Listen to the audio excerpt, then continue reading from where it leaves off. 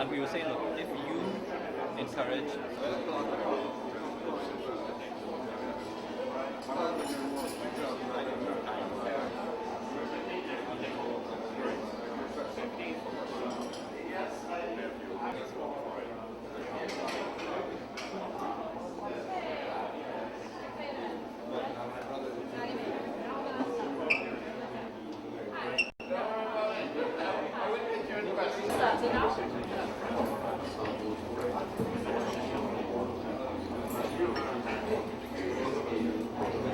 Okay, good morning everyone.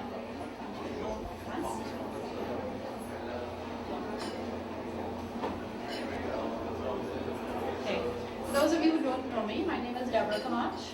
I am the General Manager of Engineering at ABS. So on behalf of all at ABS, I extend a welcome to you.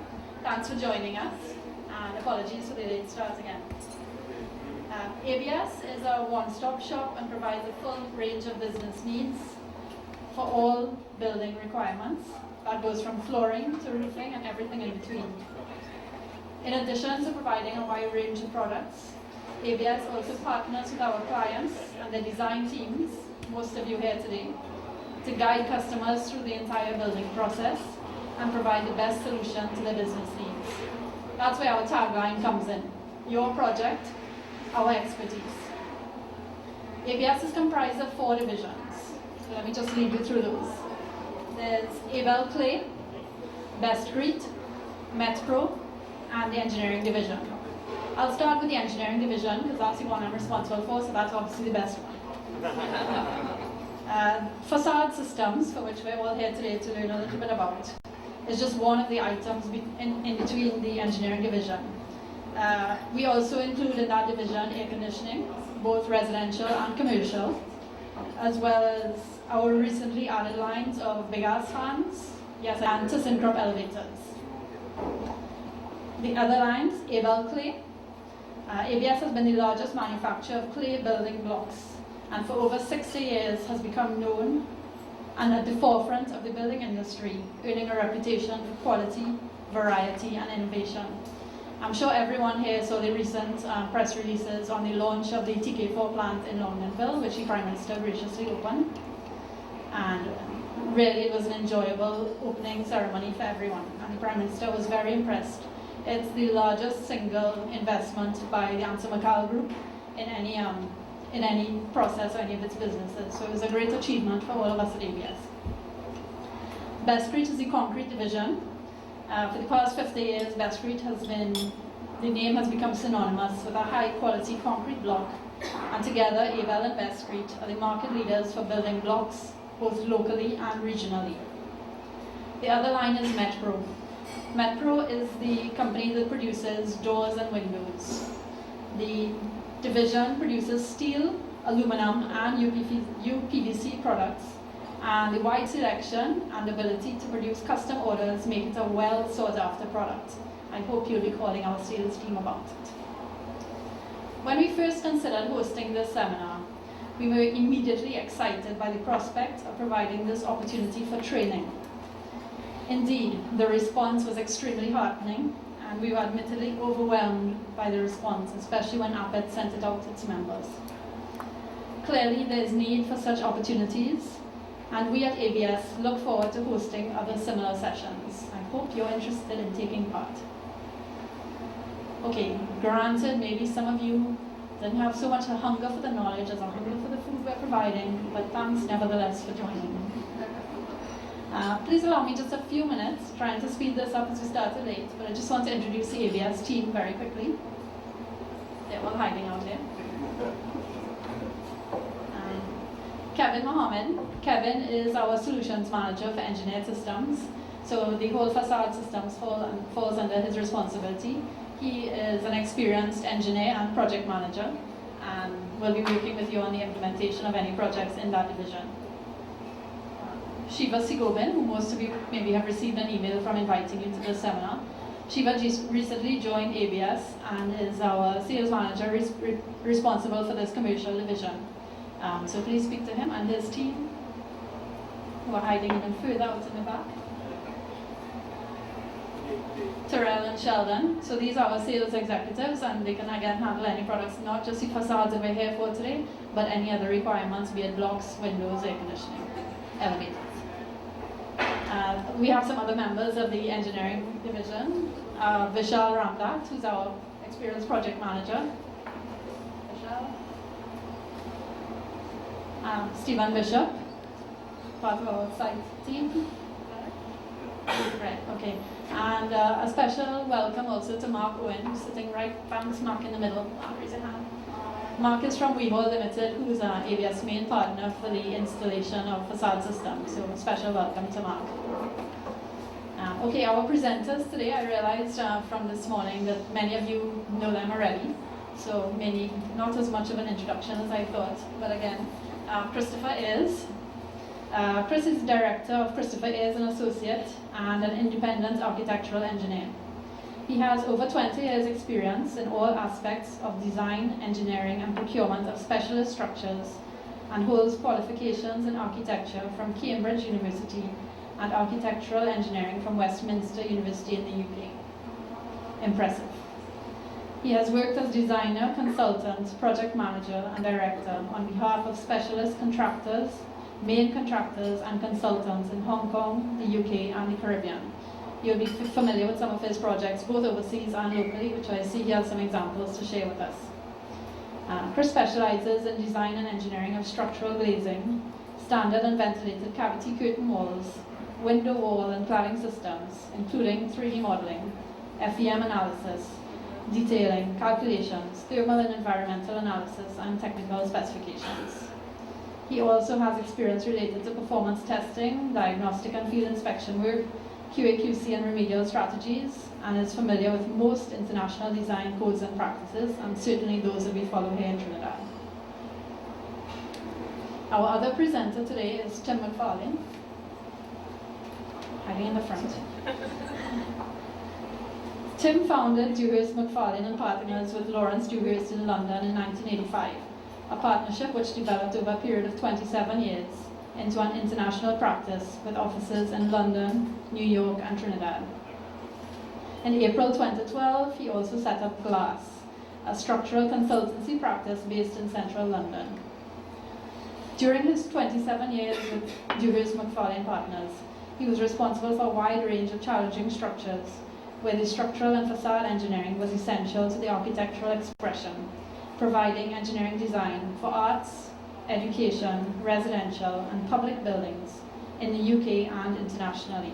Again, I'm sure he'll share some examples with us. He has also worked in conventional structural materials and pioneered the use of structural glass in works ranging from small interventions to large cable-hung glass walls.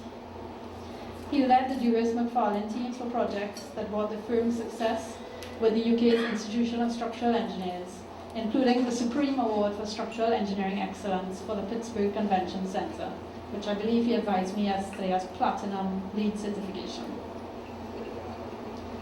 Tim has also been teaching structures to architectural students for over 30 years. He is currently an honorary professor at the University of Nottingham School of Built Environment and has in the past provided training at Harvard Graduate School, the Yale School of Architecture, Illinois Institute of Technology, and the University of Chicago, Illinois.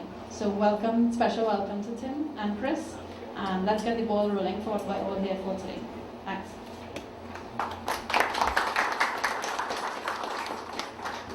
Thanks, Deborah. Hello, everybody. Nice to see so many old faces and a lot of new ones too. I'm just going to quickly go through this. So what I want to do today is I want to talk to you about specifying facades and what the parameters are that we tend to consider. And I'm not going to go into too much detail because obviously there's quite a varied audience. So just briefly, I mean, there's some... Is that better? Okay. So,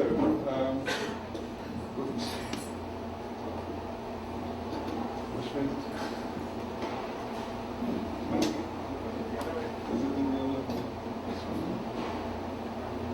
Okay. So today I want to talk to you about what we look at in terms of when we specify facades, because I get a lot of people asking, oh, can you send us some draft specification? Well, draft specification is a scary word to me because it needs to be specific to your project. You need to consider all the parameters that I'm going to go through with you now, if my computer allows me. So just briefly, I set up my company after leaving MacFarlane Partners that I worked with for about 8 to 10 years. And I've had Danica Hospitalis here in Trinidad, who used to work with us. So if you have any questions about, when I'm not here, please feel free to contact her. I'm based in St. Martin, but I come here often, and it's only a couple hours flight. So also our partners, we've partnered up with, with Tim. Tim does a lot of my engineering now, and also a company called Professor Torsten Calvi Corporation in Asia. We also have very close relationships with testing agents. For the independent quality control of materials, that you might purchase.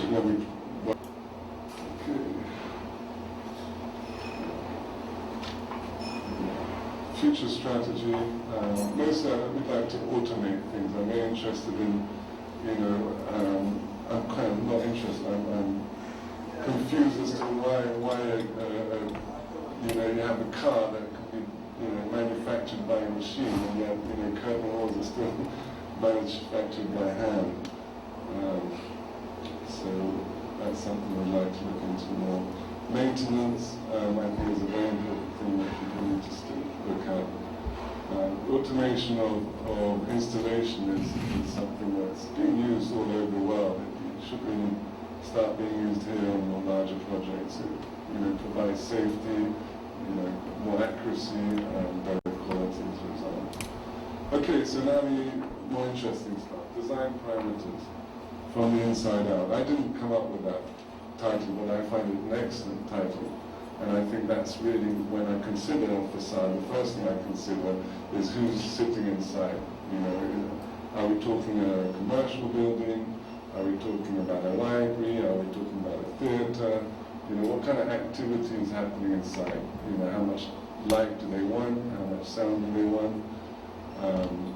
So you really need to consider these guys here, in the meeting room, when you're designing a facade. So I can't really see this much, but this is on the left-hand side. It shows you the temperatures that human beings are. It varies across the body.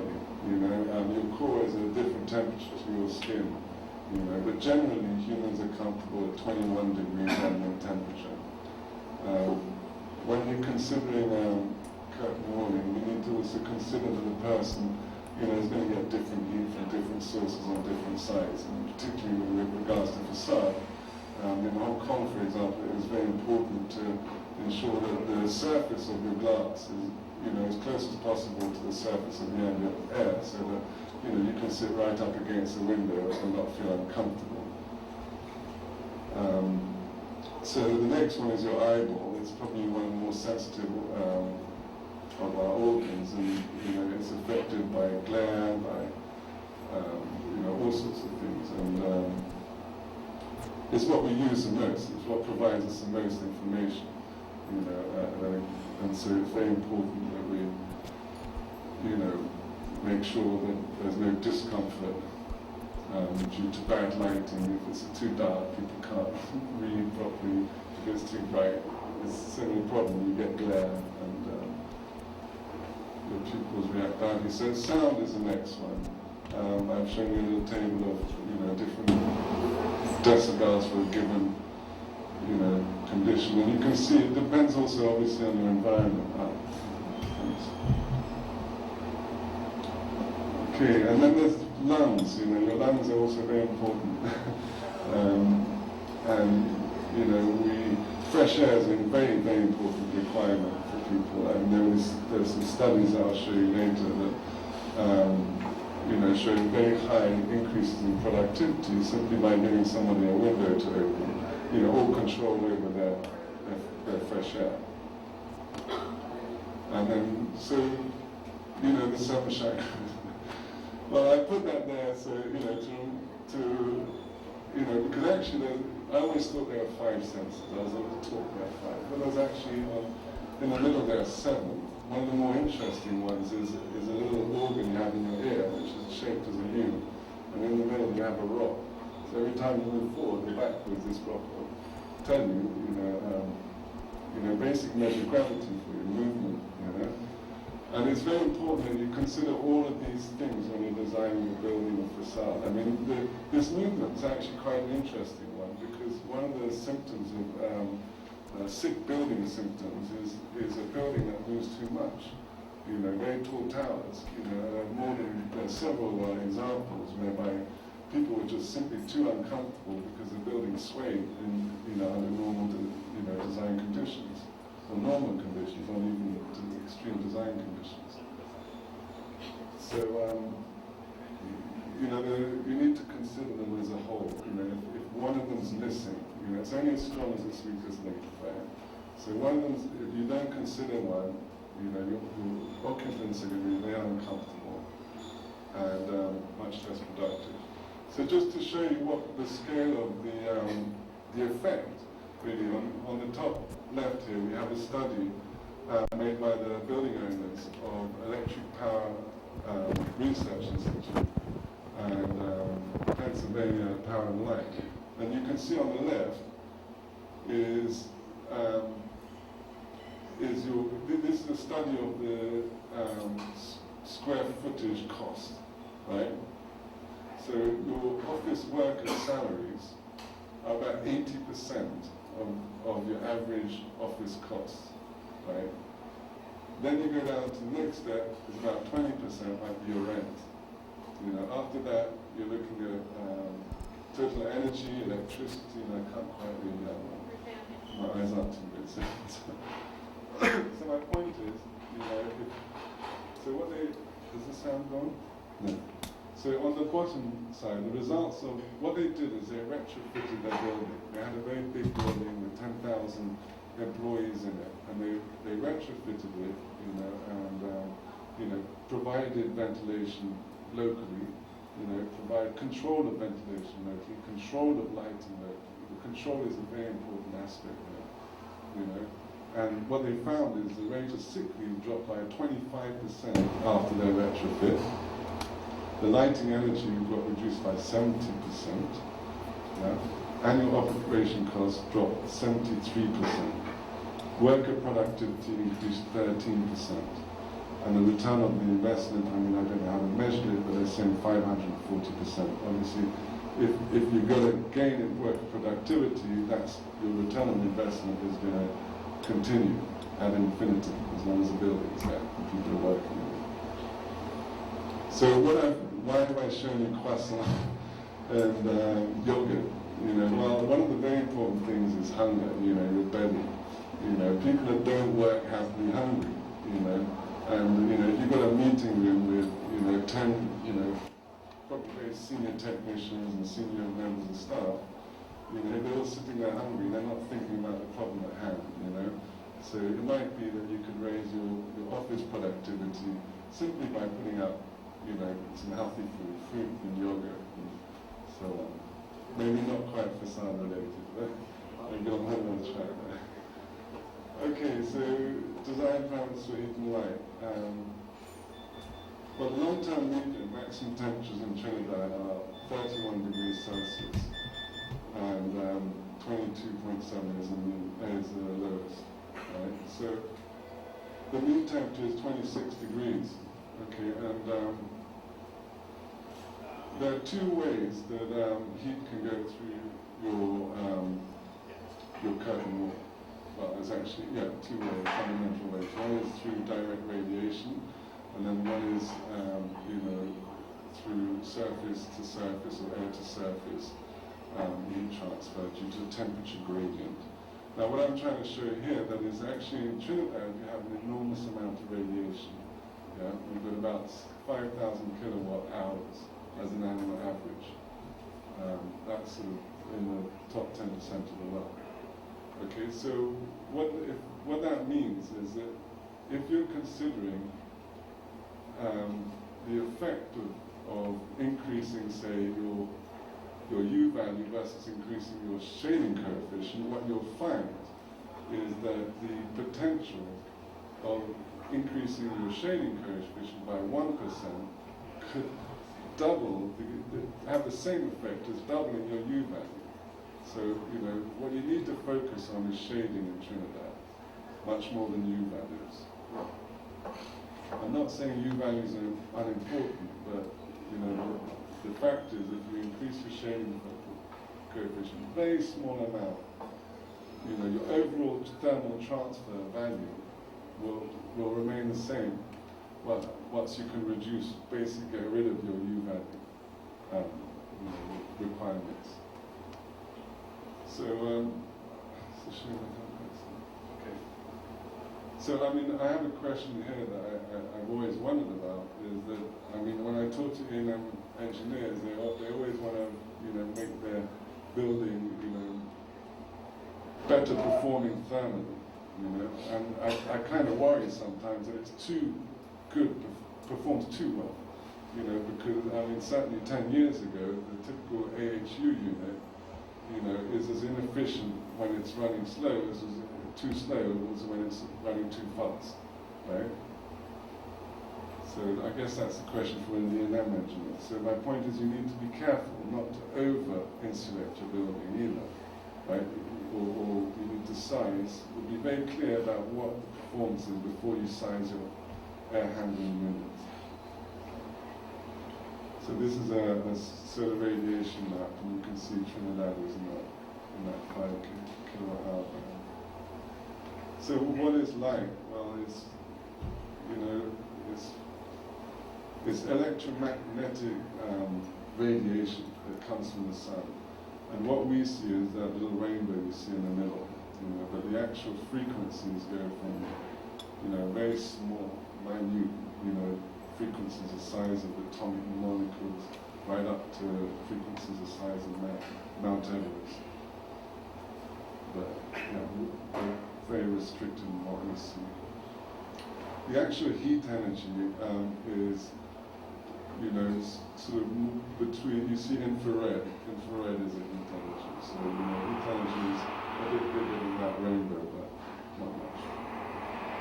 So why is it important? I mean, this is a study that we did for a building that we looked at the shading.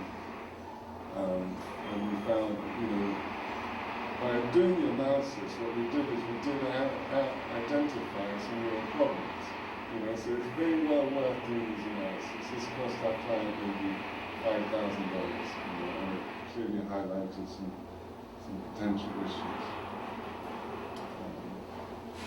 This is a study of the money. So again, of heat transfer. This is actually peeking away that building, the ventilated cavity building. And again, I mean, when I see thermal breaks specified in Trinidad, I cringe, you know, because it's very expensive and completely unnecessary, you know, as far as I'm concerned. I mean, prove me wrong. Also, when you're considering color in Trinidad, you know, on the graph on the right will show you that white attracts far less heat than black, you know, half of it. You know, so this is a big effect, you know, and something that very few people know about, perhaps. Okay, this is I found this on the web. This is the other effect of light. This is the walkie-talkie building. It's a new building in London that has a curved facade, so a doubly curved facade. And what happened was it focused so much energy on this black Jaguar that it actually melted the plastic coverings, you know, fairings and stuff. Somebody else, Mr. Daisy there knows what we're talking about. You're not missing, right? It didn't get that. No, this is I got this off on the architecture website. It wasn't even stupid doing it. But it kind of proves the point. Okay. So sound, another question I often get asked is which is better, IGUs or laminated glass for sound transmission. Obviously it depends, but the most important thing is the thickness of the glass itself, you know. But that said, you know, the better of the two is a difficult question actually. I have a study that I found that actually shows pretty clearly that they're very similar. Okay? The big difference is that laminated glass has the ability to slow down your sound waves, and what that does is it lowers the frequency. So it'll take a high-pitched sound and make it less high-pitched, which, I mean, my ear, it mostly I'm quite happy sitting in a disco next to a bass box, you know. But if I have it, but you know, if there's a siren next to me, you know, I have to put my fingers on my ears. You know, so I think the frequency of sound is quite an interesting thing that should be considered.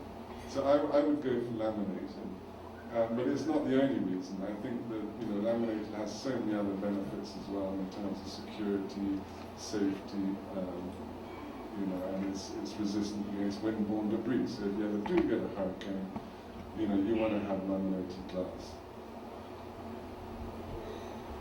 Okay. So squeaky buildings, this is an interesting one. Again, I mean, when these tall buildings move under wind, you know, they tend to squeak if you have any metal-to-metal contact in your curtain wall. So make sure your curtain wall has got gaskets between each moving parts. Yeah, and curtain walls have a lot of moving parts because they need to accommodate drift and interstory movement of the superstructure.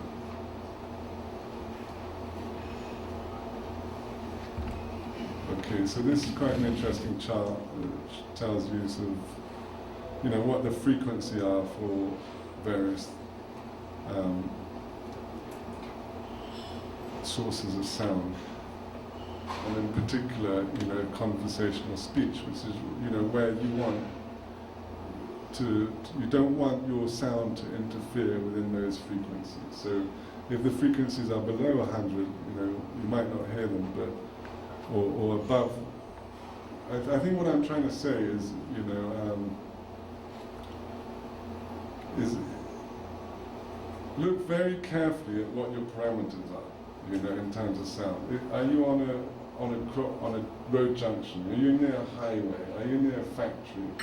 You know, because all of these external sounds will affect your decision, your glass choice decisions, or they should inform them. Okay, so this is a study by Julie Schimmer-Blingerman of Solution Inc., and you can see highlighted in blue that the performance of the standard IGU and standard laminated 6x6 is very, very similar. These are decibel reduction values. Okay, strength, wind loading. Wind loading is affected, as your engineers will know, by category. So what building type, you know, height, how tall is the building, the exposure, is it right next to the sea or is it in the middle of town, is it in the mountains? The shape of the building is a very, very important one. And location, obviously, are you in a hurricane zone or not? You know? Seismic loading. Seismic loading is, we don't really consider it as a strength parameter per se, you know, unless we're looking at the ultimate where the building is about to fail and we don't want the units to drop out or glass to fall out. But what more importantly, what we look at is the movements of the building, so interstory movements, you know, racking movements, vertical deflections, and they can be very high. You see, I mean, serviceability can be 10 to 50 mils for racking, vertical deflection 5 to 25, but the ultimate then goes much higher. So what do you mean by serviceability? So it's sort of, serviceability is just every day, you know, sort of movement. So you're building, you know, when you've got live loads on the floor above, or the floor, you know, it's going to move your floor up and down. And so these are the kind of movements that we design to. So when your building sways, it's going to bend, and then the facade here is going to start coming up and down. Yeah. And then the racking is side to side. So is that on a typical floor to floor that you would expect to have a design for movement of 10 to 50 mil in a facade? That's racking, that's lateral. Right. Yeah. And the vertical, I mean 50 is very high. Yeah. You know? Yeah. You're talking about a very tall building, you know, but it is, you know, when the taller the building gets, you know, it's not unlikely. Okay? And I guess it's also, you need to consider not just the, you know, the critical earthquake. You need to consider your sort of yearly rumbles that Trinidad gets. So perhaps it was not serviceability is not the best of words. But it also depends on your span, you know. So if you've got a very, very long span, you've got to expect a large deflection in the level. Okay, so wind loading. This is an analysis that Tim's engineers did for us on the Tower Suites project, the Radisson extension. And you can see, I mean, for a building, you know, when you're considering superstructure, you know, you won't consider local pressures, but for cladding, local pressures are your critical pressures, and that's what you typically will design to. So you can see, I mean, in the middle of the building, we're looking at 2 kPa. On a windbreak up the top, we're looking at twice as much. So the effects are very, you know, quite dramatic, you know. And also corners attract a lot of wind, as do parapets. Okay, more on wind. So this is again from the Pan American Health Organization, and they try, you know, sort of look at what are the typical wind effects globally. This is more global than local. But it's quite interesting actually, because the code diagram is slightly different. You know, the codes actually ask you to design for the same wind pressure right the way up the elevation. You know? And that might be the case, it might not. I think we need to look at it much more carefully. Why? Well, this is the exposure diagram. I mean, exposure in Port of Spain is very interesting. You've got the sea right next to you. So if you're on the waterfront, you can expect at least twice the wind pressures as you can if you're downtown.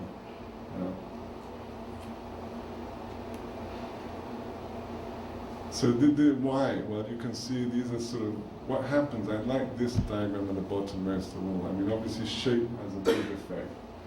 Yeah, but adjacent buildings, I find, are really what scare me the most, you know, and funneling, you know, particularly at lower levels where you expect the wind pressures to be the lowest. You know, you can actually, if there's a, you know, critical funneling effects, well, you know, suddenly your wind pressures down below could become more critical than ones above. It's very hard for engineers to look at this, you know, so really what you should have is, you know, someone like Udicott building get a model, you know, commission a model of downtown Port of Spain with the main buildings, so that, you know, wind testing could be done much more efficiently, quickly, and cost effectively, and it could help everybody. Now, why would you do that? I mean, well, I'll tell you, it brings you a lot of money. You can save a lot of money. These are the pressure diagrams for the Sears building in Chicago. Okay, and it's got these little step backs. Well, those step backs have wind pressures of about 50 psf, and the ground level is 10. Right? Now, if I design my whole curtain wall to the 50, it's going to be double the price of what it should be, if not more. You know, so wind analysis can save you money. Yeah, a lot of money. So this is a sketch. This is really for the engineers. I wanted to show a bit. You know, this is a sketch I did on the building because I was trying to figure out what what was exactly happening, where the exposure was. So we had exposure C on 3 sides, but we had exposure D on which is a critical exposure on the south side, and that was, we just had, you know, 50 yards away we've got the sea. So In a hurricane, you can't say the wind's coming from a particular direction. You know, what happens is it turns, it spins around, round, round. So once it's gone past you, you know, it'll start coming in one direction. When it goes past, it'll go in the other direction. So you need to consider all exposures. This is also, you know, what I found interesting is the plan is actually on the roof. You know, so because the base is wider, the wind's got further to travel around the building. So to do that, it has to accelerate. Right? On the upper level, it's actually smaller. So it's got less distance to travel around the building, so it doesn't have to accelerate as fast. So it's kind of counterintuitive in some ways. But the point is really just try and look at it very carefully so that you can reduce the weight of your aluminium. You know, what that does, it doesn't just save the supplier money, it saves the client money because you can reduce, you know, all sorts of loads, you know, reduce transport costs, hoisting costs, all sorts. So this is the last hurricane that hit Trinidad in 1933. I don't know what name it was. But what's interesting, you can't see it unfortunately, is it travelled south. Yeah, North part of Spain didn't get much wind, you know, but San Fernando got a lot. And I think Cedros was the most critical. So, you know, currently we design about 85 miles per hour to 100 miles per hour. So we're about right. But I'm a bit worried that, you know, it's specified 85 in the south and 100 in the north. You know, maybe that should be the other way around. I don't know. It might be that the northern ranges protect Port of Spain, you know, and create a boundary layer in some form. I'm not sure. Okay, so this is an analysis of the same building I showed you earlier, the Radisson, and it's of the Kirkmore mullion. And what it shows you is the mullion is very efficient. Why? It's because it's a continuous beam. We design as a continuous beam. Typically, if you bend the beam, right, the building will bend, you'll break in the middle, right? But on a continuous beam, what it does is actually spread the load throughout the whole. It spreads the load through the whole member, you know.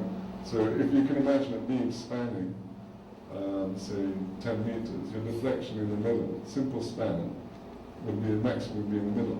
Now if you put that beam over 20 meters, but you have a column in the middle, so it's the same 10-meter span, but it's continuous, but your deflection will be half.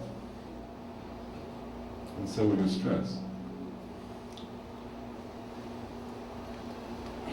Okay, these are dies, and they're the dies that we use to put our curtain walls together.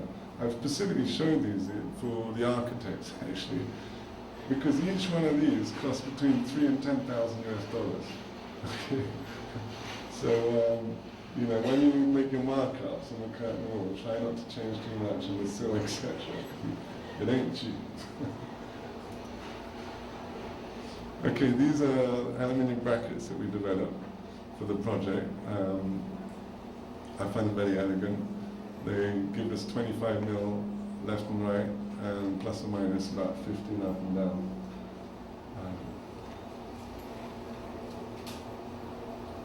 Okay, water penetration. Obviously, that's the one that most people know about because it's the problem that happens the most in a climate like this. Also in Hong Kong, it's apparently raining. You get here, I think you get on average, there's about 250 mils of rain for a given period of, I think it's an hour.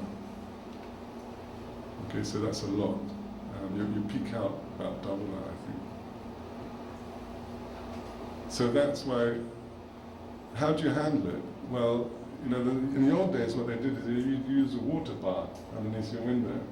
And you size that bar based on the expected wind load. So what you do is you balance the pressure of the water against the wind pressure, you know, trying to push the water up. Now, if that bar is tall enough, it's virtually impossible for the water to come in. Okay?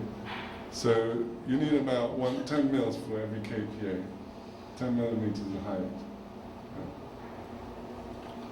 And what do we do? I mean, it's quite hard, you know. I mean, if you've got 4 or 5 kPa, you know, you don't really want to have a very tall sort of upstand on your, say, your doors, right?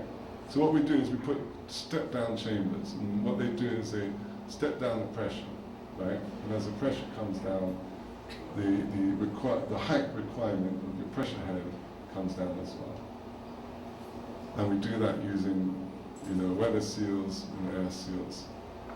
The more the merrier. Okay, so this is your average data for Crown Point and for Piarco rain. I'll give you these slides because they're quite handy, I can imagine, for you. Okay, so air leakage. Air leakage is a problem is because, it happens, what goes in has to come out, right? So the building's got set pressure. You're not going to drop the building in pressure. So if it's leaking on one side, it's infiltrating on the other side, okay? And likewise, on tall buildings, you get a stack effect, okay? So what happens is you actually have air going out on the top and coming in on the bottom. Now, when you've got air coming in and you've got a wet surface, that air is drawing in that water. It's basically sucking in water in, yeah? So air leakage is absolutely critical for the water performance of your building. It's also very important because one of your big costs in providing fresh air is desiccating and cooling air. So if you've got air leakage, it means you've got humidity coming in, and it's hot air in this case that you need to cool and dry. Okay, so this is another wind diagram that just shows that, on plan rather than section what happens, and you can see that you have, regardless of the pressure, negative internal pressure, the wind pressures are always going to overtake that and, bring you back to this one on the right. Okay, electrical and fire resistance. This is one I find is often neglected. And number one, I'd like to say it needs a specialist engineer.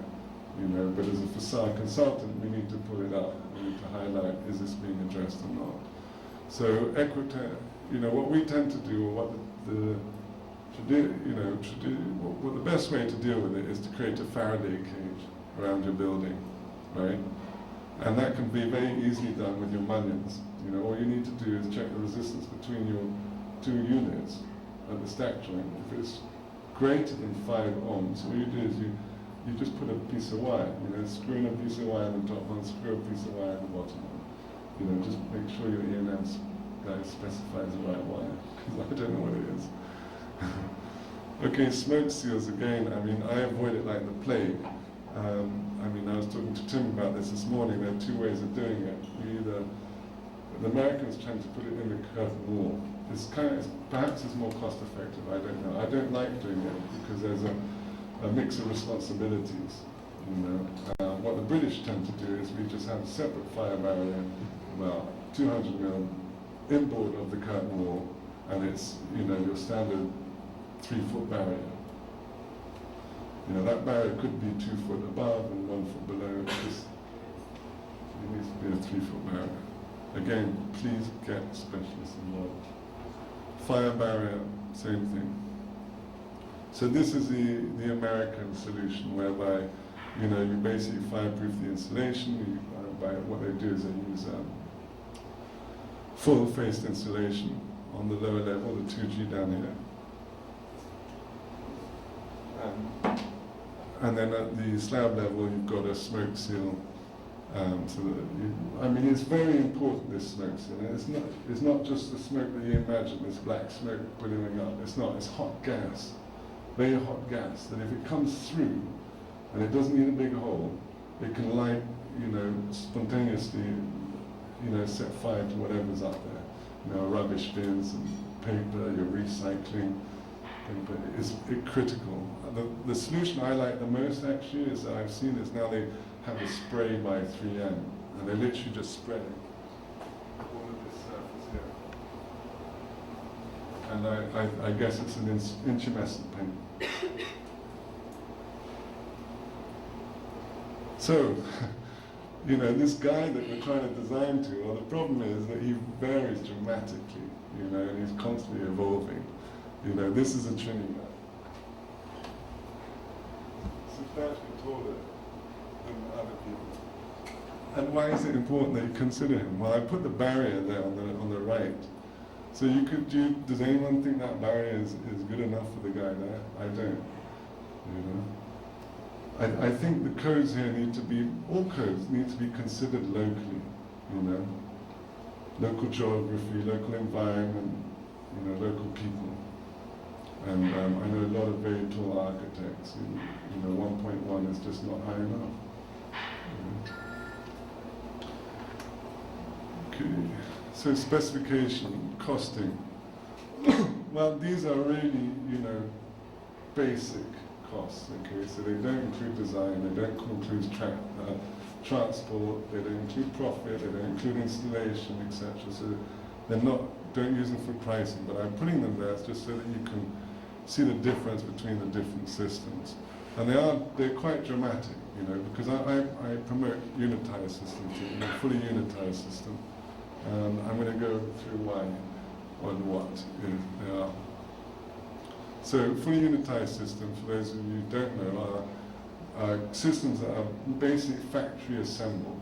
You know, so the window unit is assembled totally off-site in a factory in its entirety, and then it's brought to the site and it's, you know, put on pallets, as you can see, hoisted into place, and then installed. Okay. What is the benefit of this system?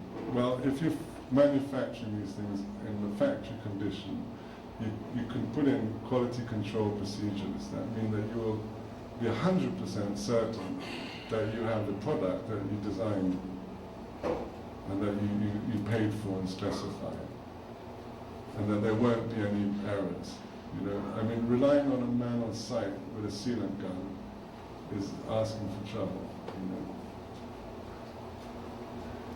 So this is a semi-unitized window wall system. So you can also do semi-unitized curtain wall system, and they're very similar.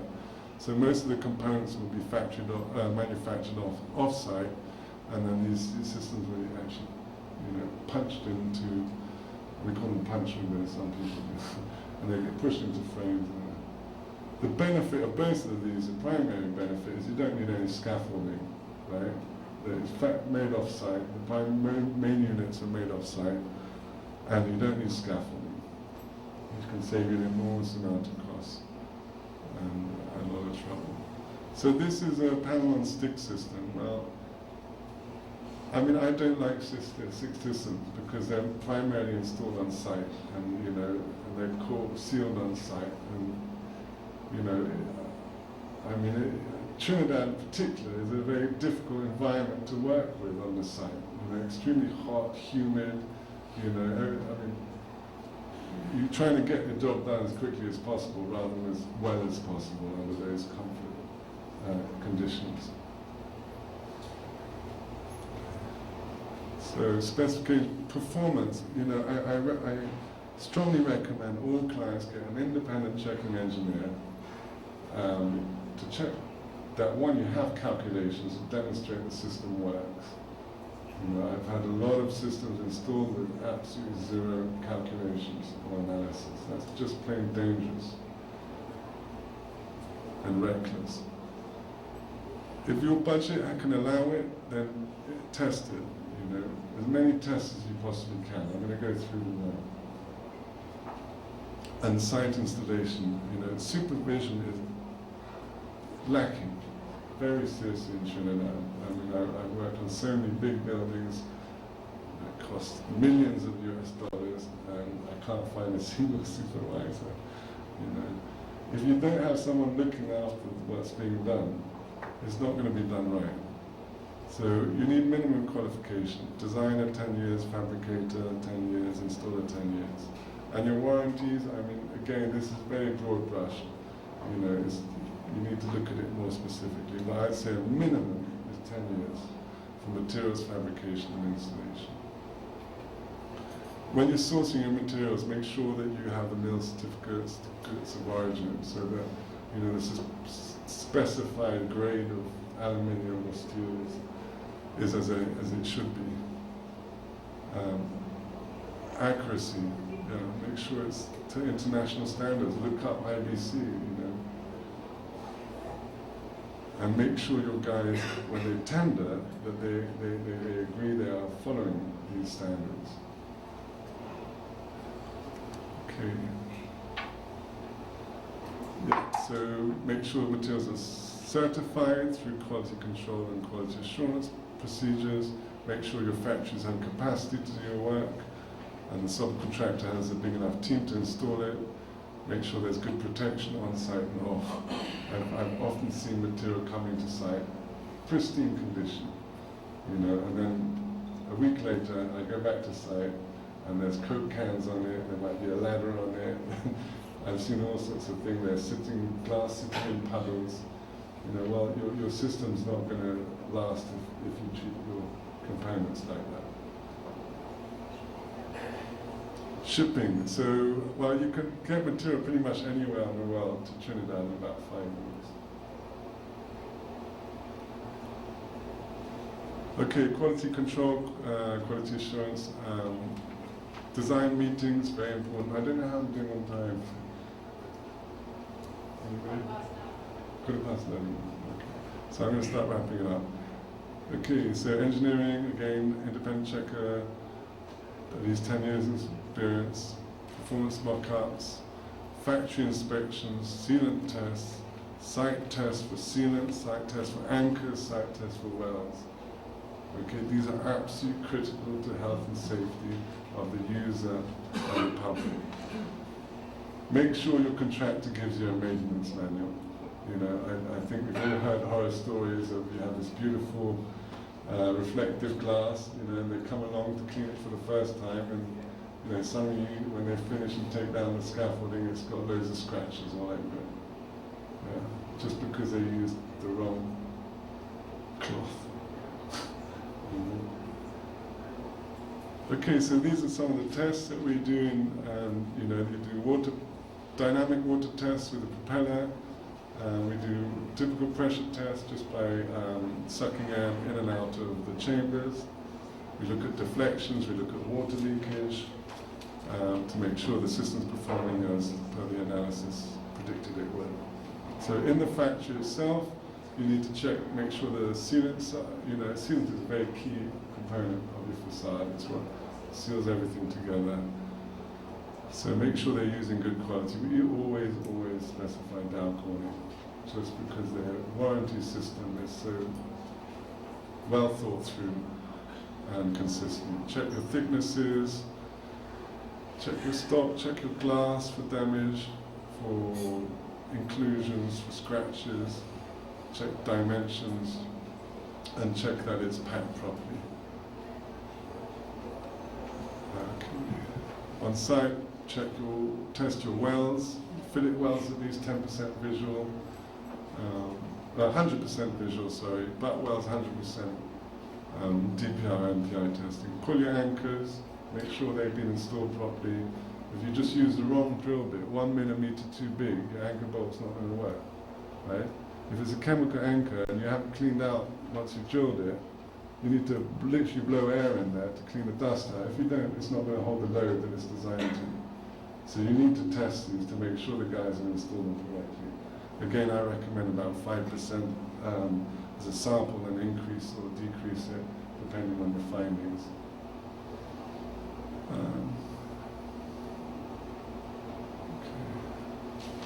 Now there are a lot of tests we can do on site. If you've got leakages to find out where they come, we can build little pressure chambers on the inside, spray some water on the outside. We can just use a hose. Lots of there are codes that show exactly how this is done. Okay, so this was a little. This is my last thing.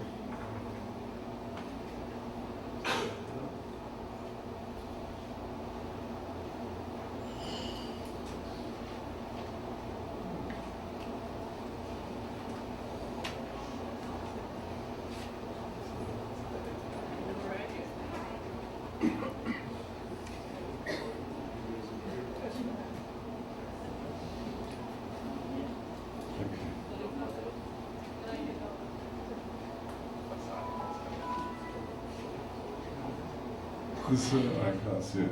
Oh yeah, it's a little video of how the units all put together and how they installed. I thought this would be quite useful. Thanks, Kevin, for finding it.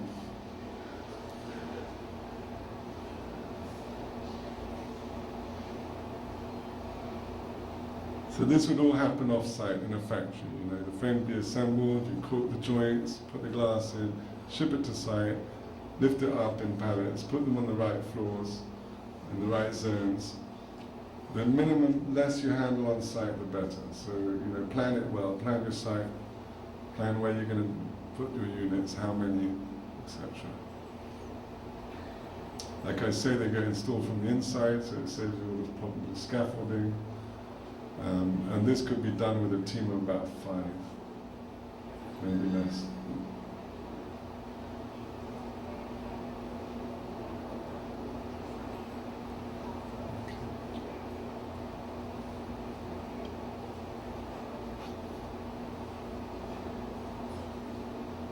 So they literally just slot in. What you have on the horizontal here is a stack joint, and that's what takes your inter-story differential movement, the up and down. The joint, the mullions are split, and they take your racking movement, the left to right, lateral. This is very similar to our anchor bracket that we've designed. This is a half and channel insert. It's quite nice. I like them a lot. I highly recommend them.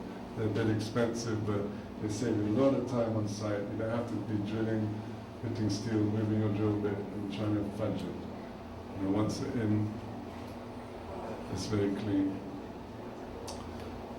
So you can adjust it left, right, up, in and out, and then up and down as well.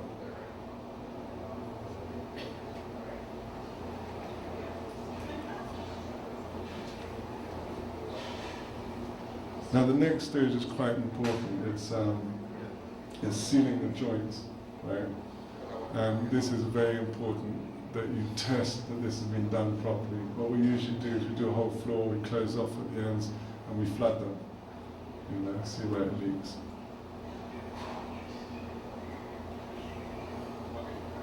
And that's it. Over to you, Tim. Thank you very much.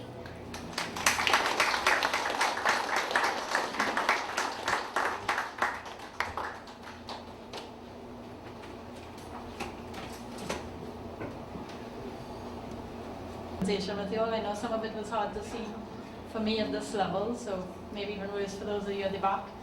So don't panic, just make sure we have your information and we will share the presentations, and the same for Tim's own.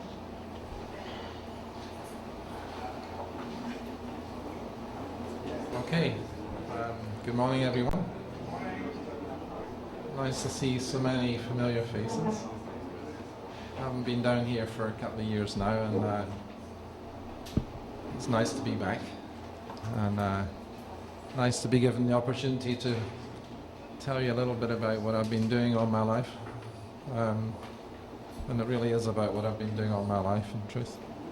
Because it's the only thing I can talk about, really, which is my own experience. And I want to talk particularly about glass. Why glass? Well, because it's both an engineering material and a material that does many other things. But as an engineering material, we were never, ever told anything about glass as engineers in our training. I don't know if any other engineers who study structural engineering were given any information on glass, but we certainly weren't. And so when we were approached, architects are unusual breeds. They're very persistent and they're very passionate often about what they like and what they want.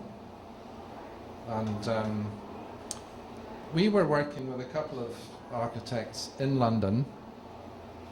One is a woman called Eva Jurikna, and the other was an architect called Rick Mather, who sadly died about a year ago.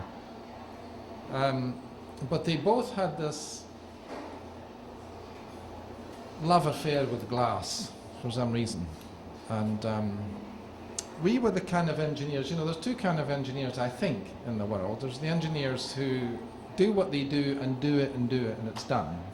And there's other engineers who, when architects ask them a question and say, can you do it, they go the extra mile, let's say, or they get dragged the extra mile. They get dragged out of their fee allocation for sure, and they spend too much money of their own money, don't make any money but have good fun, usually. Well, at least I have good fun exploring architectural ideas and to see if they can be achieved. You know, the challenge. That's the challenge for me. If you like, to use my structural knowledge for invention. You know, because we can use our structural knowledge to just make sure everything's right and make sure it conforms to the codes and make sure that it stands up. That's our primary responsibility. That is our minimum responsibility. Our other responsibility, I think, is to try and push the boundaries, to try and find a new way, to find a more efficient way to do what we do. Now, with most materials that we were trained with, like concrete and steel, and timber, and masonry, it's brilliant, you know, because you come out of university, you go to your first office, and they give you a big pile of books, and they say, that's for steel, that's for concrete, and don't do anything that isn't in the book. Okay, it's fine. So you think, my God, you know, to invent anything, I'm going to have to spend about 7 years climbing out from underneath these books. And it's true, you know, I mean, the books have been written, they've been crystallized, the ideas are there, it's kind of solved. Now, the interesting thing about glass, there weren't any books. No, there really weren't any books. I mean, there were books, but they certainly were not books that were in the public domain. And I'd like to make that point, the public domain. The concrete code, the steel code, the timber code, they're all in the public domain. The glass code, well, it wasn't there. So where's the knowledge? Who's got the knowledge? In fact, who had the concrete knowledge and the steel knowledge and the timber knowledge before it got into the books? Let me ask you that one. I'll tell you who, the manufacturers, the engineers in industry, the people who were developing the concrete and the steel frames in 1900, they were the guys who had the knowledge. They knew how to make a steel frame, they knew how to make a concrete frame. And in fact, the architects decided in about 1900 that they looked quite interesting. You know, up till then architects were building the traditional materials mostly, with a bit of steel and concrete in there sometimes, but they were kind of looking at these things and thinking, wow, you know, they're looking at these sheds thinking, that's quite interesting architecturally. Now, this is quite an important point, because what happened was the architects would go to the manufacturers, and as an engineer, as a manufacturer, I'll tell you what I want to do. I want to do what I did yesterday. Why? Because I know how it works. I've tested it. I know who can build it and how they build it, and I know my bottom line. It's all sorted, no problem. So what happens? The architect comes along. Now, the architect is trying to express the contemporary condition, of course. So it has to be new. They're taking the new situation. They're designing something new. So they come along and say, excuse me, Mr. Concrete Frame Manufacturer, can you make me this sort of, you know, sexy little looking thing here? And the concrete frame manufacturer says, no. Why no? Because too much risk, not worth his time. He gets out of the flow of what he does. Are you kidding? You know. So it took a wee while, but the realization more than anything, and the reason why the concrete frame and the steel man did not want to concentrate on the architect's problem was because the design, the structural design is the thing that counts, right? Structural design, because, you know, if you take the architect's idea and, you know, they want a cantilever off here, you've got to spend time thinking about that. You've got to spend time thinking, oh, what does that mean? You know, what does that mean structurally? How can we configure that? So very cleverly, the architects got the engineers out of industry, got them to put a suit and tie on and put them in an office. That's us, consulting engineers, right? And we joined the design team, right? So we become part of the design team. So we sat down with the architect on day one and the client, and they said, what do we want to achieve here? So we became an important integrated part of the team that could move with the architect, move by move, and design it, you know? So at the end of the day, we've got a set of stamped documents, ba-bum, ba-bum. You go to the manufacturer now, and you say, can you please construct this for me? And he says, we can't do that. And you say, yes, you can. Here are all the design documents. You just need to do it. And then you look and say, do you want me? I can. Okay. So, you know, he then starts to be able to do something, and then becomes worth his while. Now, this is the situation in 1985 with glass. You know, 80 years later, the only people who are holding the design knowledge, I guess who? Pilkingtons. Do you know what? This is an amazing thing. Fantastically inventive company. They invented the float line, right? You know, the float line for making glass changed everything. It meant you could roll out miles and miles of this stuff endlessly, cheap. The patent lasted 25 years, and it was on every float line in the world. And their requirement as Pilkington was, you must not supply anyone who uses our glass in a way that we do not specify, or we will take away your right to use the machine. That's pretty tough, but that's a hell of a, you know, that meant every single glass fabricator, little glass manufacturer, or glass erector, had to obey the Pilkington rulebook. I mean, what a power that was. But my God, what a plethora of opportunities were not taken up. So, 1985, the patent came off. Ba-bum. You know, suddenly the little manufacturer, who we did our first projects with Eva Jurikna, for the first time, he could say yes to an idea that we put forward that was not from Pilkington's.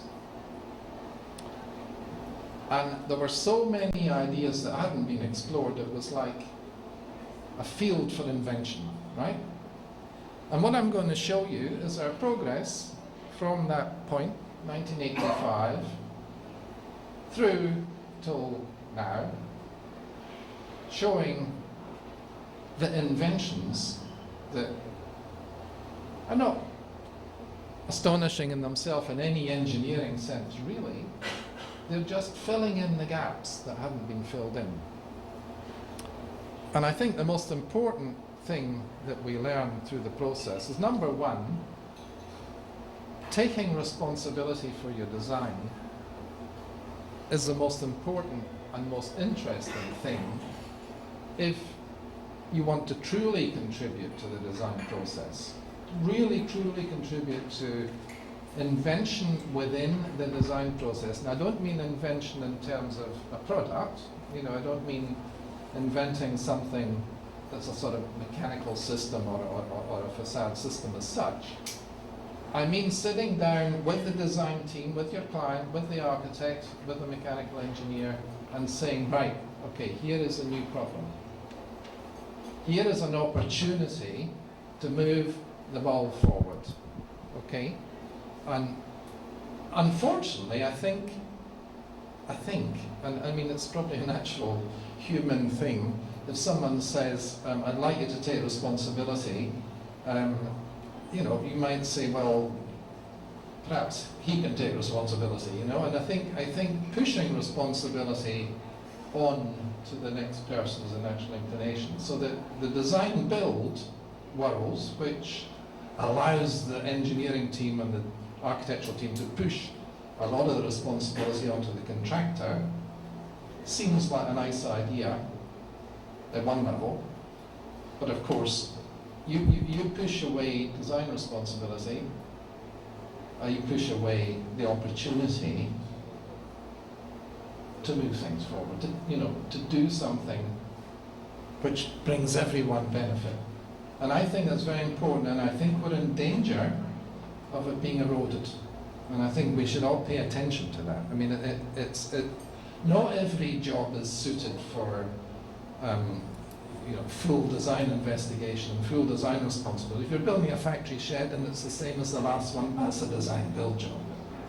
But if you're building a piece of architecture that's really exploring a new condition and all the new impingent things that are coming to light, and you want to bring all that into the one project, then I think that's territory which we need to defend for the benefit of everyone. Of course, you've got to convince your client to pay for it. Easy? Not really. However, I might show during this process one project, which I always show to my clients, because it shows that the benefit of good design is benefit to everyone, including his pocket. And mostly his pocket. I mean, that's usually what he wants to know. And that's at all levels. You get good design. My God, if you live in a house that's been built, designed by a great architect, it's got value. Of course it's got value. It's got value at all different kinds of levels. And engineering that value, understanding that value, making sure that value is there, is the thing that I think is the most important thing. And again, I go back, why am I talking about glass? Because I learned all these things with this material. I did. I learned things which I would never really have recognized going through my other, because all the codes were there in the previous thing. It was like pioneering and going through the ground again for the first time. The codes are still not there, by the way. All you engineers in the audience who are going to say, well, okay, when do we get the information? There is a good handbook issued by the Institute of Structural Engineers, which you should get, which has just been revised now. So if you are designing anything in glass as an engineer, you want to know where the numbers are. That's where the numbers are. When I started, where were the numbers? I had no idea. There were no numbers, right? And when we started, we had, let's roll things forward.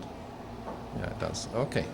We started, well, I'm just showing this slide because this is where the industry was, and still was 1985, because this is a Pilkington slide, okay? This is them demonstrating, this is how great toughened glass is, right? That's toughened glass those girls are standing on. What do you think? Anybody have any thought about that? That's toughened glass. Is that impressive? Is it anything other than impressive? How about really bloody scary? Because it is scary, and do you know why it's scary? Because that's toughened glass. And we all know what happens with toughened glass, right? Do we?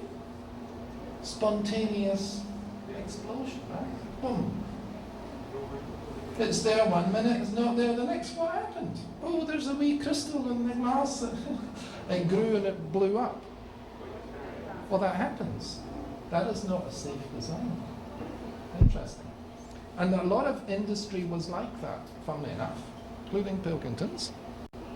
We did a hospital once for a children's hospital, and we designed a roof, glass roof with bolted panels. Laminated glass was in our specification. Pilkington's came along with a great price. We said, okay, what do how come you're such a good price? They said, well, we're going to use single glass. I said, are you daft? It's 12 meters above an area where there's all these children running about.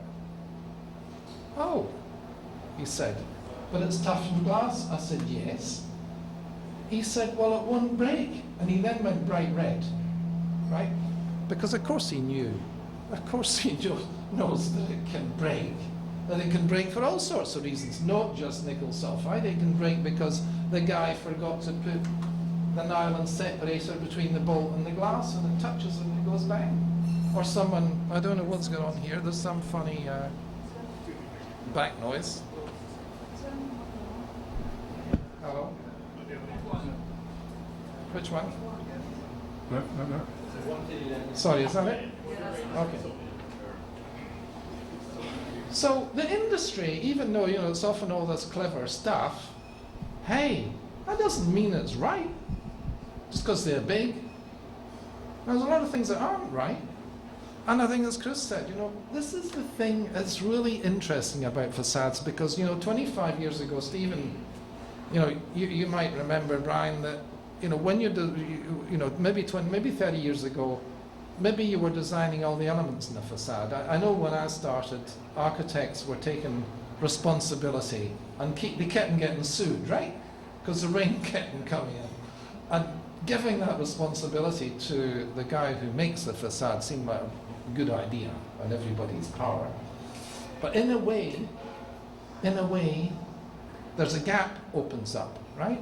And it's that same gap that you ask, how many M&E engineers are here? Any? All right, you just put your fingers in your ear for a minute, because I don't envy an M&E engineer's position in many ways, because they end up not being able to fully design whatever it is they're designing. As engineers, we design every nut and bolt, every reinforcing bar for the reinforcing, every timber detail. M&E guys, they've got to produce a machine, not produce a machine, they've got to propose a machine, propose a system, propose a product. And every architect said, bloody M&E engineers, he said he wanted the hole this size and now it needs to be this size. And it's usually not the M&E's fault, because he can't really tell who's going to get the job and what they're going to put in when they get the job. So there's a disconnect. There's not the architects love structural engineers, right? Generally. I mean, they typically say they do. Maybe they're just telling lies. But anyway, they only do because there's an engagement that can actually fulfill itself. Right? If I say the column's going to be that size, unless I've got my engineering wrong, it will be that size. And everything will be within the architectural dimensions and proposal. So there's no surprises. Now, with the facade, it's not quite the same, but it's getting there. You end up doing that. You stop engineering the facade, right? Too difficult. Get that out of the way. Let's just specify what we'd like. Let's just write down, we don't want the rain to come in, we don't want the air to come in, whatever else. I don't want so much sun to come in. Okay, and it's got to look like this color, this glass shade, this, So, you specify to varying detailed degrees, and you might call on Chris and say, Chris, we need some help. Can you give us some guidelines as to what we should be doing here to achieve all these different parameters? And you kind of get their eventual specification. But make no mistake, you are not taking responsibility for the facade, and neither is Chris. The guy who's making the facade, Abel, is taking responsibility for the facade, for all its design, all its performance. And that's all right, that's fine. But there is a disconnect, and I would like us to recognize that there is a disconnect, and there's an opportunity, I think, which is there but isn't quite taken. And again, I only discovered it because we were working with glass. And I'll tell that story because I got to get it in before the football, right? By the way, we're not streaming the football on the computer, unfortunately. I don't know if there's another room. Have we got to tell it? Okay, this is Eva Jurikna's first staircases. Okay, she wanted it completely transparent. Our first encounter with where are the numbers, So she asked us, could we do it? No, we had no idea about glass. So I rang up Pilkins. I said, we need to design a glass staircase for an architect. They said, okay. They said it's got to be 25 millimeters thick, and it's got to have steel angles all around the edge. So I went back to the architect and I said, 25 millimeters thick, steel angles all the way around the edge. She said, I don't like steel angles. Of course she said, I don't like the steel angles. What do we do? Back to Pilkington's, we don't like the steel angles. Sorry, we don't do anything else. So I said, okay. I said, well, how strong is glass anyway? Difficult question, they said. I'm thinking, as an engineer, how can you not answer that question? You've got every steel stress in the world, every concrete stress in the world. How come they can't tell me how strong glass is?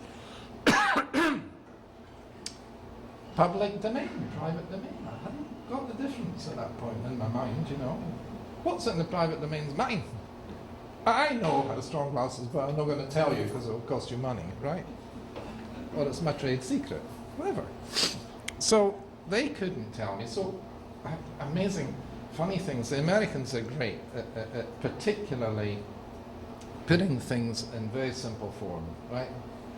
And there's an engineering handbook that they produce about this thick, and it's like Bible thin paper, that you can hardly, it's like so thin.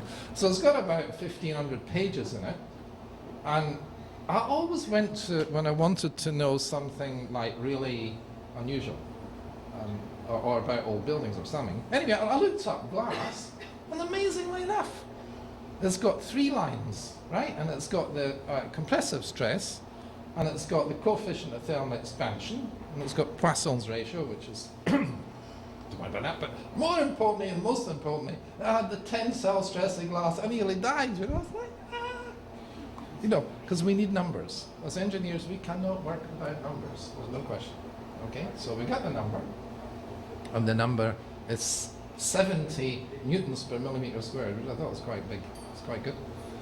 But it didn't really tell you what, whether it was a breaking stress. It didn't really give you a lot of information. So, as an engineer, if you know only a little, then you apply a factor of ignorance, okay?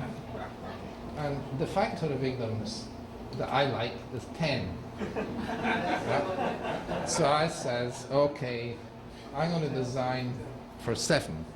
Right, let's design for 7. Now this is weird, but this was like 1986 or 87. The compilers of the code at the moment showed me a draft of it, and guess what their number is? It's actually proposed 7. I've actually moved on to 13, which is the funny thing. Anyway, I used 7, and I designed the tread, and now came the most critical and important question, is what happens when it breaks? And it's the one question that with glass you must always ask, and I don't care how you're using it, whether you're using it in a window, or you're using it on a floor, or you're using it in a structure. What happens when it breaks is the question. Now I can tell you, the Chinese, they are so clever, they're making pieces of glass which are 18 meters long, can be bent, can be toughened, can be laminated, and can be transported if you're very, very rich. And if they break and have to be replaced, can be replaced if you're very, very, very rich. So remember that. You can get anything, but you got to pay a price. Right? You may have noticed in the press at Christmas time, the snowplow in New York broke one of the Apple Cube wall panels. It's 10 meters high. It's 3 meters wide, and it costs $500,000 to replace. Yes. Not very much to them, of course, as we know, but that's something to think about. And one of the things that I think is quite interesting, if one can imagine that everyone might get their head around it eventually. I have windows in my house, and you may have windows in your house, that are cracked. The glass is cracked. Now, did you rush out and replace it? No. Why not? Because the rain's not coming in, the wind's not coming in, and it hasn't fallen down. That's pretty good, isn't it? Why replace it? Why spend money to replace something that doesn't give you any additional benefit? And the crack's quite interesting sometimes because the light, when it comes through it, refracts, and you get some beautiful colours. Right? You've got to think about that. Now, if you're designing for what happens when it breaks, you design so it remains there. You design so that it's broken and it's still functioning. That's how you design. A structural engineer has to design it like that. So, the only question is, visually, if it's a little crack in the corner, don't replace it. Unless structurally someone tells you you have to. don't replace it. Advise your client, don't replace it. Tell them to make a feature of it. You know, if you walk around a cathedral, a 15th century cathedral, I can guarantee every one of those flags you're walking on's got a big crack in it. They don't run around and replace them. And they don't need to. You just got, you know, 2 differently shaped flagstones instead of one big one. So it's all right. So this glass has got one of the simplest ideas for holding the tread. It's got a piece of acrylic underneath it. That's all. Piece of acrylic. So that if the glass breaks, it's just ordinary annealed glass, so you just get a crack. It doesn't go into those hundreds of pieces like toughened glass. And it stays there, okay? And it sits on the acrylic until you come and replace it. And one broke when this were opened up at the very beginning. Apparently a very large American was jumping down the stairs. They were thinking he was trying to get insurance out of it, you know, but it didn't work because it just cracked. So they replaced it. And it's easy because you're just replacing the one sheet, which is the top one. You can sandblast it for finish. I mean, sandblasting is no great in the sense that it gets dirty, you know. So if you're sandblasting, you need a budget for cleaning, right? But it works fine. And Eva's done maybe 50 staircases over that time. She has not moved, except for this year, for the first time, from that structural solution. Simple 19mm glass on 15mm acrylic. You know, you can change the thickness of both those materials if the span is greater or less.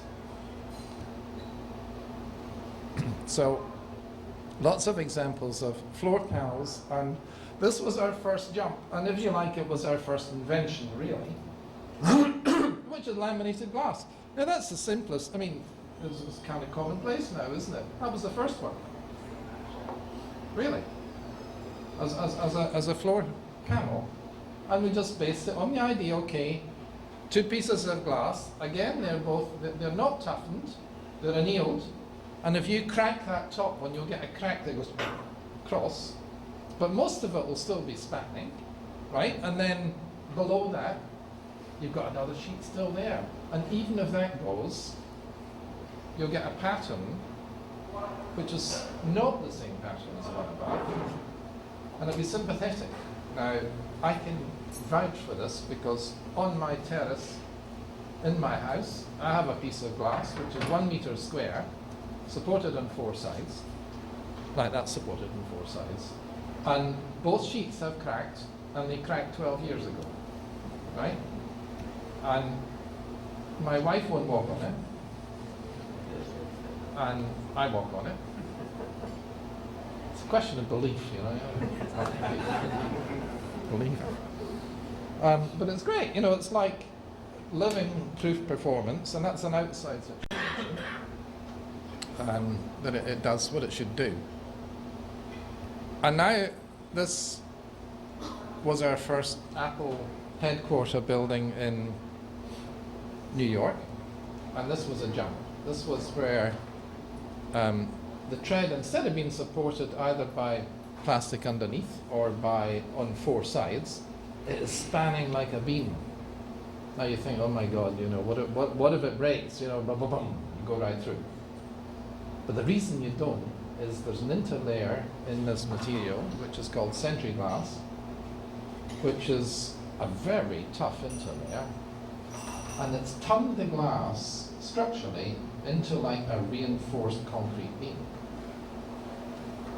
Because, you know, when the glass breaks, it has no tensile capacity left, that's gone.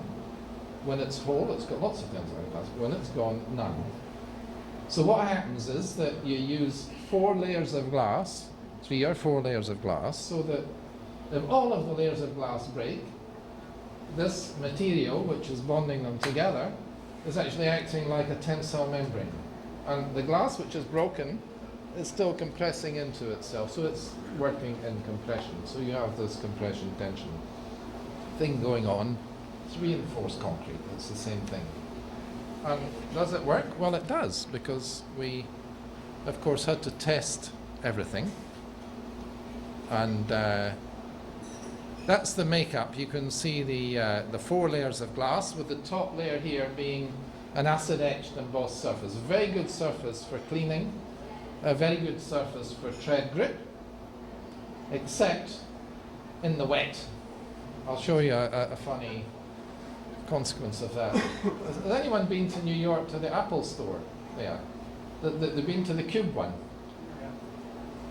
No? You've been to the Cube one? Well, in the Cube one, we'd used this this wearing surface in all of the first 4 that we did, and it was fine because it was like on the inside of the shop. With the other one, the Cube, you go right in and go straight onto the staircase. Now, the first day it opened, virtually, it was raining. This had, for whatever reason, we hadn't tested it for wet slip, anti-slip. It was like an ice rink. And what they do now is really embarrassing, and they keep, I don't know why they've not sort of changed it altogether. What they do when it rains is they put carpet tiles down on top of the staircase, on top of the glass staircase. So when you go to the Apple store and it's raining, don't be surprised if the glass staircase suddenly transformed into this, like your grandmother's living room, you know. It's like anyway, that's what happens when you break all the glass. You get this performance. Of course, it's deflected, and in truth, breaking the 4 pieces of glass is not that easy. Even in the experiment, you have to really go at it to get it all broken. Again, all annealed glass. You see, annealed glass is not as strong as toughened glass, but it is, when it breaks, it's actually stronger. That's the funny thing. And you're always designing for when it breaks. So, in fact, annealed glass, or heat-strengthened glass, which is 1 up, is what is actually a structural preference, rather than the. You can get super strong glass. You know, your iPhone glass, believe it or not, has got a strength of 800 newtons per millimeter squared. 800. Steel is typically around about, what, 250 to 400? 800. But you drop your iPhone, and drop the iPhone, bang. So, even at 800, still breaks. But what do you do with 800 MPa glass? It's quite interesting. They've got it. It's called Gorilla Glass. They're making it in big sheets, and they keep asking us engineers, you know, what can we do with it? And we're not really sure yet. We're not sure. It's very strong, but we're not sure what to do with it. So lots of staircases were then developed. This is an earthquake zone. This is Tokyo, or Japan. I'm going to jump back a bit now to Rick Mather and his first building. This was his first glass project, real glass project, and it was the same kind of process of, you know, we'd done the staircases with Eva by this stage, but we hadn't really understood laminated glass very well. And when we proposed the beams for this structure, we initially thought toughened beams, actually. We initially thought, okay, we have a toughened beam and we have a cable underneath which will support it if it breaks somehow, magically. And in the thinking process, we're wondering how we could attach the cable on the underside of this glass thin blade, you know. And then there was a sort of moment of, oh, I wonder if we put 3 pieces of glass side by side, and then the middle one we pushed it up a little bit, and then we could sneak the cable in the gap. And then we thought, wait a minute, what's the cable for, you know? The glass has got a good tensile capacity, and there are 3 pieces. So if one breaks, we've still got another one. If the other one breaks, we've still got another one. So let's design it for one of them to do the work, and the other 2 to be there just in case. So that's how we developed this design. And of course, Rick Mather doesn't like any metal bits of any kind at all. So we ended up, even with the column to beam connection, doing it like a timber connection. And everything is held together with silicone. Okay, the structural silicone does the job. Very, very robust little structure. But it was, you know, the thing about inventing And the thing about being on the forefront of something and being out there without a paddle, as it were, like there's nobody. I sent this to Pilkingtons as a design, right, to the technical office, and said, what do you think, right? Before we build something, what do you think? I said, and they said, under no circumstances should you build this structure. I still have the letter. Under no circumstances should you build this structure. Now, this is where ego comes in, right? Because you've told the architect, you've done the design, you've done everything, and you think, Christ, I can't go back and tell them we can't do it at this point. It would be far too embarrassing. So we did it, And we put up the first frame, and I went round when the first frame was up, and I shook it. And I thought, actually, it feels all right. And then we put the roof plate on, and then we put the wall on, and then it felt more than all right. I thought, this isn't ever going anywhere, this is really... And it's the in the flesh thing, when you do something, until you do something, it's a dream, forget it. No one's taking it seriously. But when you do something, suddenly, ba-boom, it went out like a wave, This thing sort of took us everywhere, because we ended up doing it, a small engineering firm, really, small consultancy, but we ended up all over the world. Simply because we'd gone out there, And I think that's important, that in all things that we do, that we go out there, that we stand out, we take responsibility, we say we did it. I didn't sleep for 2 weeks. It's a tiny thing. Well, there is a very good reason, because this was for a high court judge. Lord Hoffman. You dream of the beam dropping on his head, or his wife's head. He's still alive. He's going to kill you. So we got, when we did the little one, we got bigger ones, and this is how the football started. Right, that's it, shut, closed. It's 12 o'clock. Who wants to go off and watch the football? Come on then. We won't be. Don't be embarrassed. Are you watching it on there?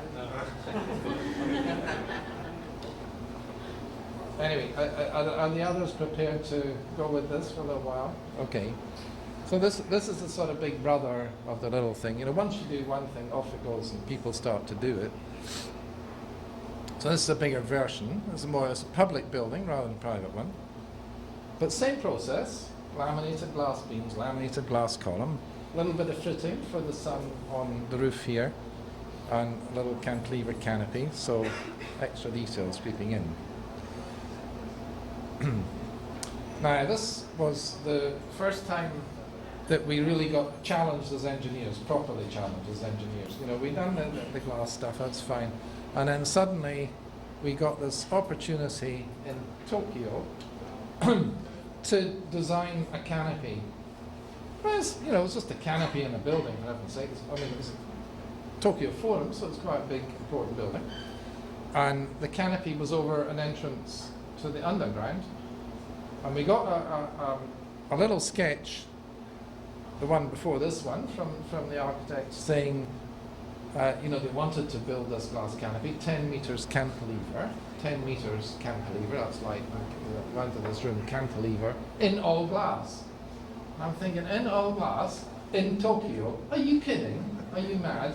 Earthquakes, typhoons, crazy. Anyway, I kind of rejected it almost, and then they called me up and said, look, we really need you to come up with an idea here. And I thought, this is mad, because up till then I'm only thinking, laminated glass. That's as far as I thought, all right? And then I was sitting down, and this is a real napkin sketch, a proper napkin sketch in a restaurant where I was thinking, how do I do a 10-meter long beam, with glass? And then I thought, I wonder, if I use smaller pieces and then I overlap them by a long enough distance, like corbels. The principle of the overlap is that the force in the bolt gets reduced massively. The closer you bring the two things together, you get very high forces in the connecting bolts, but if you do that, it reduces it enormously. So I thought, maybe if I developed a system that could reduce the force in the bolt. And I worked out the maximum force from a 5 kilonewton a meter typhoon wind. I thought, okay, let's work with that. And the force I got in the bolt from the calculation was about 10 kilonewtons. 10 kilonewtons, yeah. No, 1 kilonewton, sorry, 1 kilonewton. That's right. It was 1 kilonewton, and I thought, a bolt, I didn't know, you know, what could a bolt in glass sustain? And I did a very, very simple, and I think you can do this as practicing engineers, do very, very simple experiments to know whether it's 1 or 10, right? You don't need to know whether it's 1.1376 or nothing 0.984. You need to know whether it's 1 or 10. Because we're generally working with factors of 3, because, you know, as Chris pointed out, you get a man on site with a gun, you can't control him, you don't know what the hell he's doing, you know. So we need our factor of safety 3. So if you get a number between 1 and 10, maybe you're getting there. So we took a piece of glass, we put a couple of holes in it, and we put it in a very simple frame, and we added load like a lever, right? So down in between the steel is the glass, and there's a stick that goes down, and it pushes on the top of the beam like a lever. So you put the weights on, and it's pushing on those 2 bolts, which are there in the front there, are 2 bolts. And they, when we did this test, they put that load up to such the load on the bolt was 60 kilonewtons, and it didn't break. So we're like miles over what we needed, and so we went to Tokyo. Right? So, I mean, that's the other thing that you need to do, isn't it? If you've got a great idea, you've got to present it well, or nobody believes you. And this is where architects are handy too. We had a couple of friends in London. They made this absolutely beautiful Japanese-like box, you know, lined in velvet, with a little model in it of a half of the canopy, actually. It's a half, you see, 2 of the beams. That describes the principle precisely. And it was so valuable, you know, when you got there, you could play with it and push it. And so the Japanese client sort of got it, you know. Well, let's say they started to get it. The Japanese system's very hierarchical, and so the first guy we saw, he said yes, and then he kind of said, well, I think I need it to go up 1, you know. So it kept going up 1. So every time we went back, we were up 1 level till we got to God, you know. And he lived in the top floor of the tallest tower in Tokyo. It's almost mythical, you know. And you get to the top, and we're all getting there, you know, and there was like, every Japanese meeting, there's like 40 people. You have no idea who they are, why they're there, but they're all there. And there's 40 people all around this room.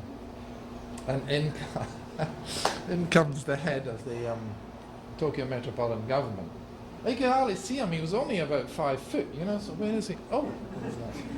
So he comes in, and by this time we had a really nice model, and we put the model on the desk, and he kind of hopped up onto his seat, you know, and he's kind of looking at this thing.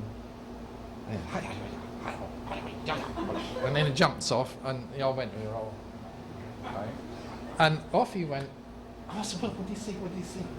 And he said, he was apparently an architect, and he said, very beautiful, I like very much. That was it. That was it. That was the goal. So we then had to go through the whole process of proving it.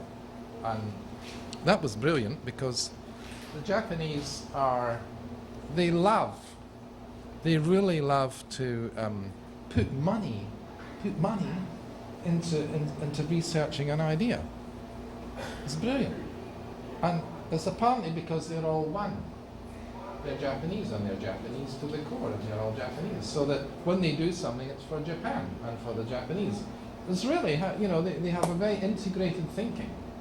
And the big contractors, every year, they meet, in secret apparently, but they meet in this room somewhere, and they discuss which architect they will sponsor, right? And it may be Tado Ando or Toyo Ito or one of those guys. And basically what they do is they give them a budget, the contractors give them a budget 5 times more than they would get for the typical building of the same type. To do what? To experiment as much as they possibly want and can. That's how they do the research. Clever, huh? Yeah. You know, as a country, they said, how do we do building research? You can't do it in universities, that's crap. How do you do it in universities? You do a little bit of something that's hardly even relevant. Architecture is a live thing. You know, it's, and it has so many things that need to be taken into account that you can't separate, you can't fragment it and take wee bits out and do that in a wee bit of you can, but it's not as successful as saying, there's a building, do your worst, you know? And that's why you get a lot of really innovative stuff coming out of Japan, when you do, architecturally.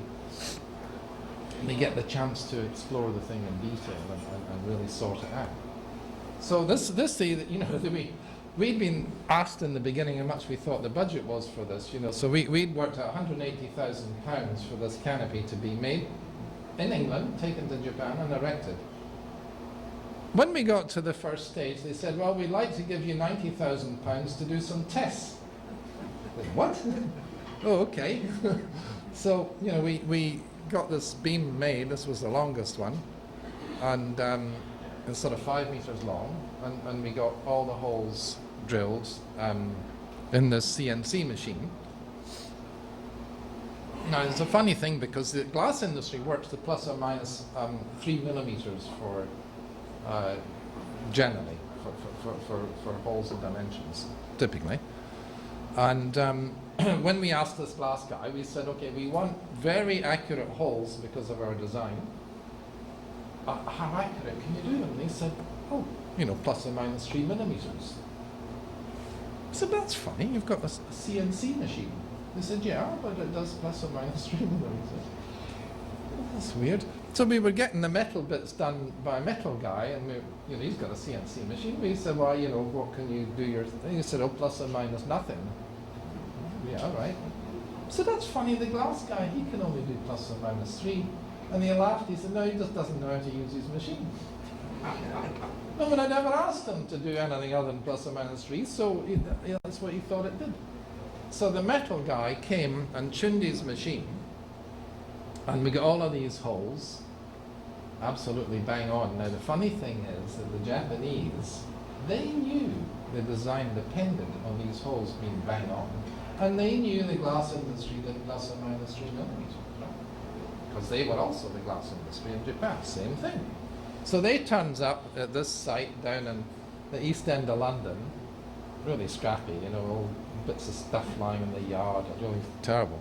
But they come and they see this beam laid out there, and the first thing they do is they take the tape out of the pocket, right? And there was all these kind of, wow! It's like, really, kind of, they couldn't believe it. How had they done this, you know? Plus or minus nothing. The holes were all bang on. So it gave us a great kind of boost of confidence from, because you know, everyone had to get on board with this, not just the head of the metropolitan government, you know, that the contractor had to get on board. And so we took this in to test it. So this was our first test, first real live ever test of glass. And you know, we're cranking this load up and up and up and up and up, and then there's a big bang, bang. And we went over, and the bolt had sheared, and the glass was still intact. Right? And the bolt was a 16 millimeter bolt, and we thought, my God, you know, that's interesting. So we then got a high strength bolt, put it in there, and the thing broke at 120 kilonewtons, 12 tons. Right? Went at 12 tons. That's a big load, really, isn't it? 12 tons, right? Massive. And so that was our confidence that we had a structure that would work. That's a close-up of the thing, and this is a great I mean, the wonderful thing about the Japanese is they just make things beautifully, but also they're so, as a team, they're so organised. They're all a team.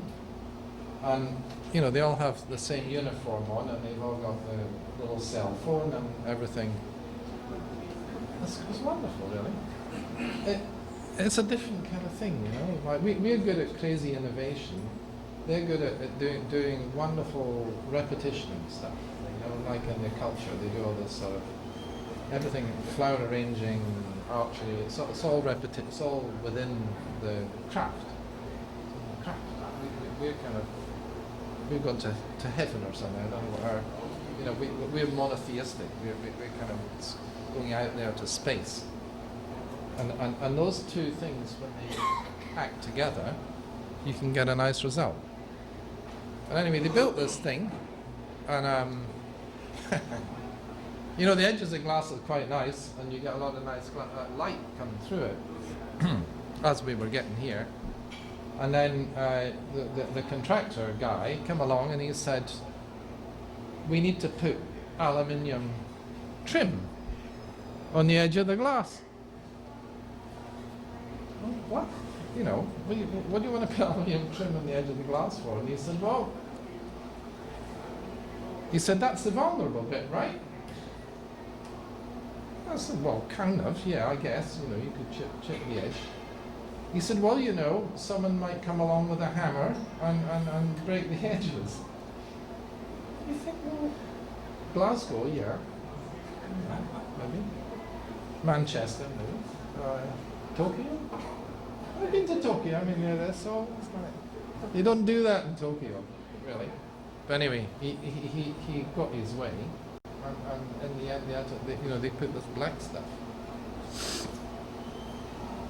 The black stuff. I mean, it's not terrible, but it's a shame because you can see. Oh, the other thing that's in there that's in there not for any engineering reason, but it's in there because when we took the Japanese to London, we showed them Eva during the staircase, and they liked it, and they liked the fail-safe, they liked the acrylic under the tread. They thought that was good. So they said to us, once we designed this whole thing, proved the whole thing, and fracture safety of about 25, they said to us, can you put some acrylic in there? I said, what? What do you want acrylic for? And he said, fail-safe. And he said, but we already designed it fail-safe. Every blade is 2 pieces of glass, and there are 4 pieces of glass in every beam there for every blade. Every point. What more factor? And also, each piece of glass has got 25 times more strength in it than it needs. So it's like 100 factor safety, but they insisted that they wanted the acrylic. So we ended up putting it in, and it cost more than all the glass. How about that? As I say, cost didn't seem an object, but actually it's quite nice acrylic because it's the only bit that they didn't stick that horrible black stuff on, so you actually get the light coming through the acrylic, so it's actually quite nice. Anyway, so that was a 10 metre cantilever, all in glass, in an earthquake region of the world subject to typhoons, and it became pretty much for us a sort of stepping stone to our next phase of development, which was very much America. This was our first glass cube, and it's not quite freestanding, but it could be. It's just, in this case, happens to be adjacent to another structure. There's basically columns, beams, and the glass, you will notice, has got no fixings, right? You notice it's got no metal bits. And what's happening is the glass, each panel, in each of those squares there's 3 panels, and each panel is silicone back to the frame, and the one above is standing on the one below. Okay, so there's a direct bearing. Now this is engineering that when the code comes in you won't be able to do all this, right? So if you want to do this, you better get your orders in now, right? There are lots of things that, you know, on-site structural silicon, no. They've been doing bloody on-site silicon since 1963 or something. You know, all these glass shops with the fins, that's all silicon. They didn't call it structural then, but it was.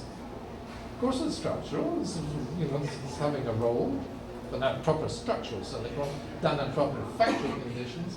And that's right at one level, but not to the level that it restricts other things. You know, you always get this dual thing with the law.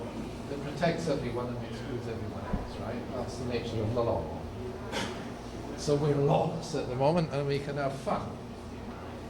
And by the way, the lines, the horizontal lines, are printed ink lines, in case you're wondering how that wee panel in the middle is held up. That's not a wee panel in the middle. It's actually, you know, a rectangular vertical panel.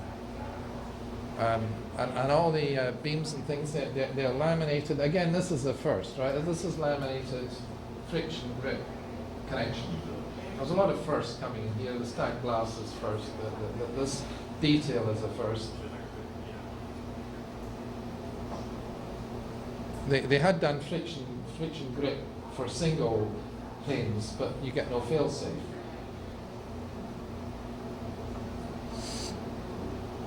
And this is its big brother, which is like 10 years later, but it's got lots of bits on it. You know, it's not quite as elegant in a funny way.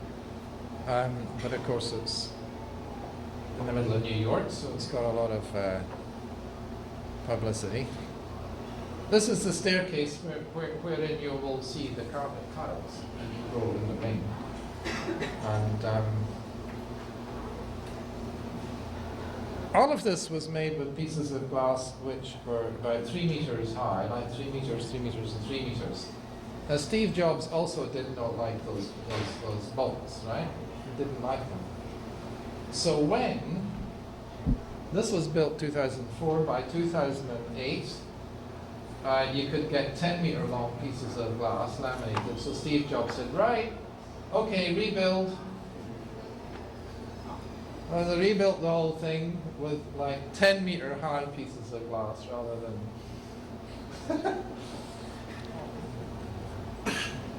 Now the roof is quite interesting. I don't know if anyone knows or has worked with reciprocal beam structures, but if you've got lots of small pieces, you can actually put them together in such a way to span a long way. Because each of those beams, the triangle gives you the beam size, right? That's half that thing as one beam. And you can try it if you use 3 glasses and 3 knives, right? If you get 3 glasses, 3 knives, and then cross the knife blade in the middle to make a triangle, you can stand the glass on it. That's a reciprocal beam. So it's used in 3 smaller pieces. You can extend this forever, actually. You know, obviously the bits become bigger, but lengthwise they can all be the same. They might become deeper, they might become fatter, and you can use even different materials. I've always fancied, you know, that with plywood, which is flat metal, which is flat aluminium, which is flat glass, which is flat, you could actually combine them structurally to make an interesting array, you know, which might reflect the strength required of each bit. So that's how we did the roof for this apple cube, first one. You can see the intersection, you know, that one's continuous, then that one's continuous. That's the way it. And that's a joist, it's like a joist hanger. Kind of expensive joist hanger, but joist hanger. And that's it from above. I mean, the thing about glass is obviously all the connections you need to really think about because you see them all. If you go to New York, there's the Times Square, which is also using glass beams underneath, and glass treads, which are like lit up. And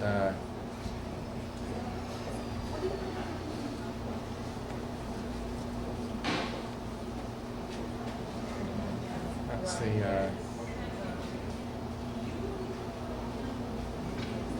so that's the configuration. You get the glass red tread, and then you get the beam underneath.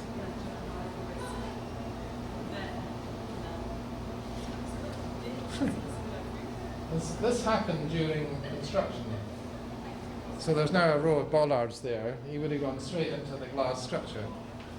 I don't know if he was drunk or a bad driver.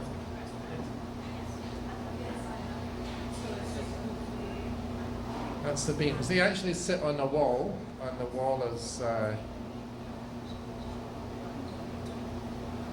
it's like 4 meter high flat glass panels which are laminated. It's about 50 mil thick.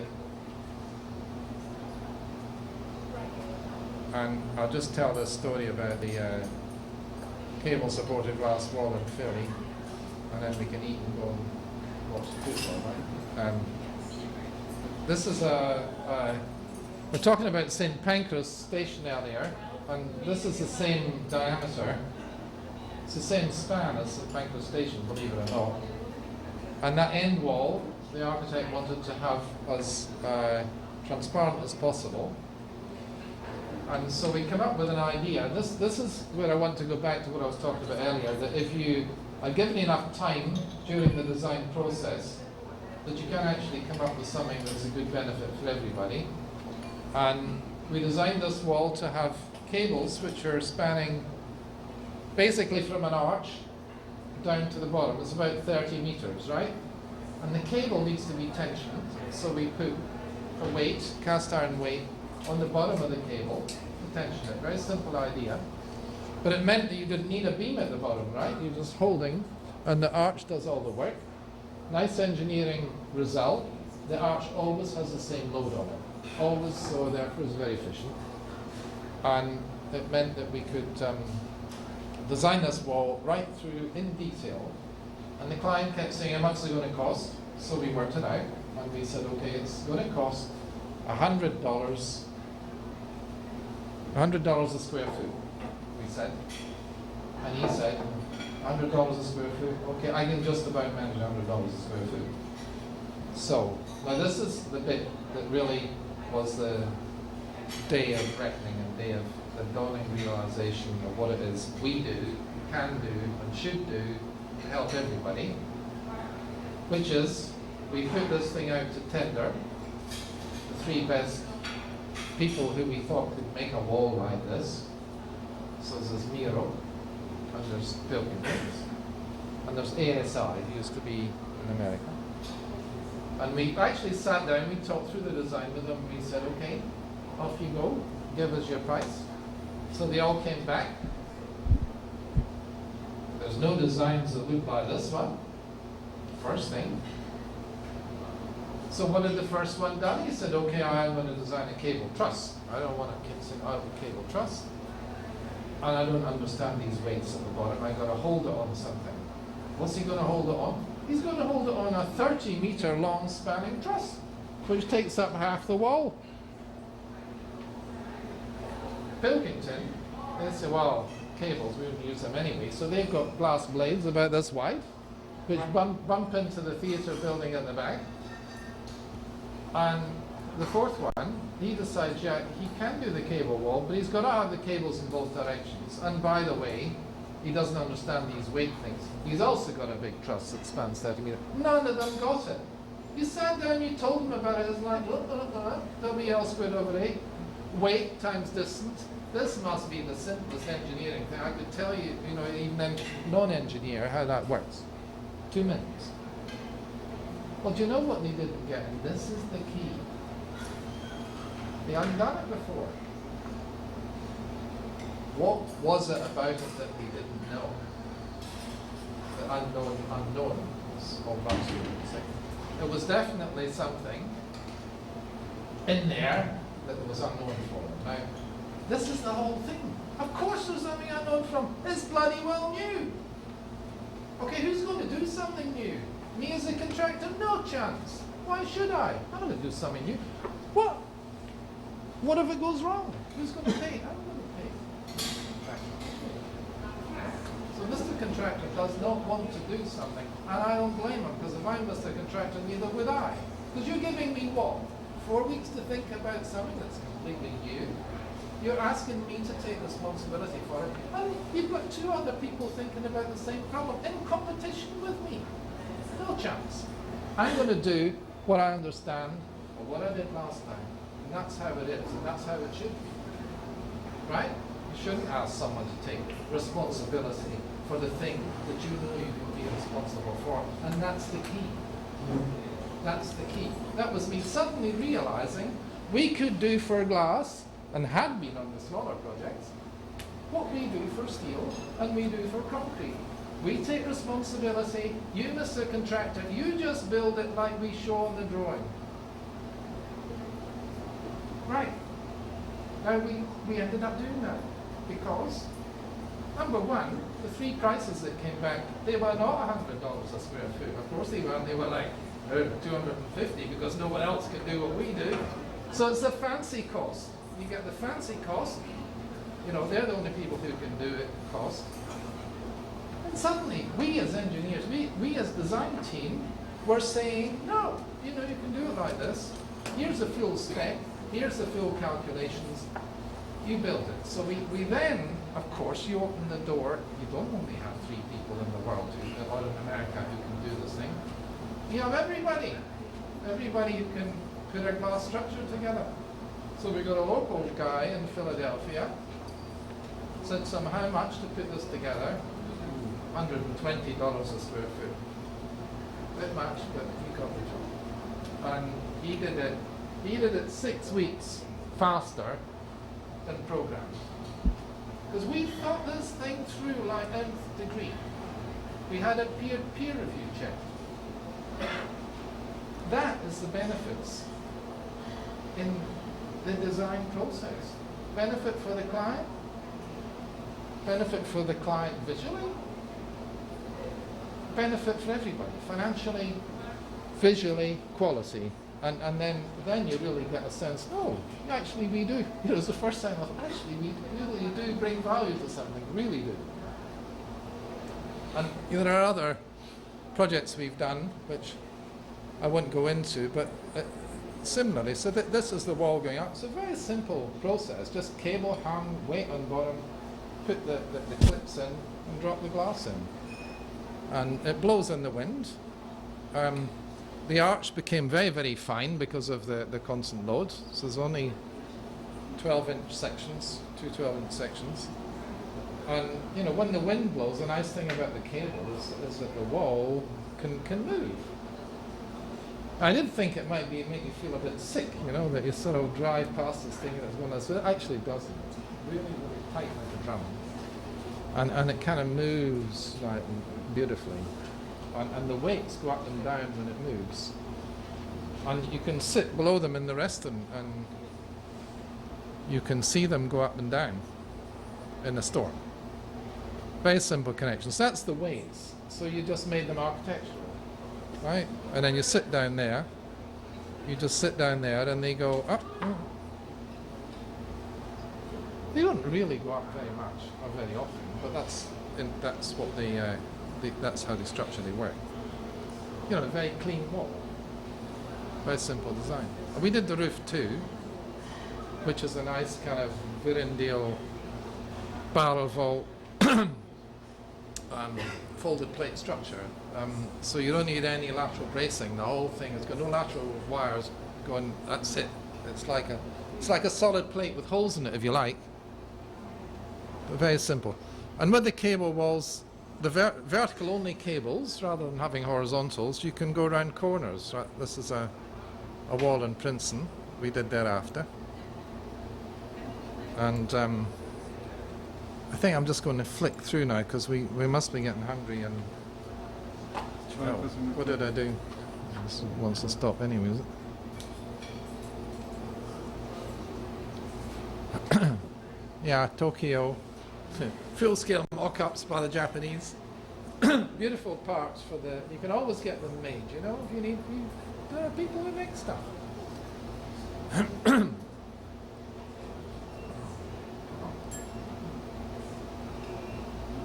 In Kew Gardens, if you go to London, there's the same principle of the single cable, you see. You can go around corners with single cables. With cables in both directions, you can do that.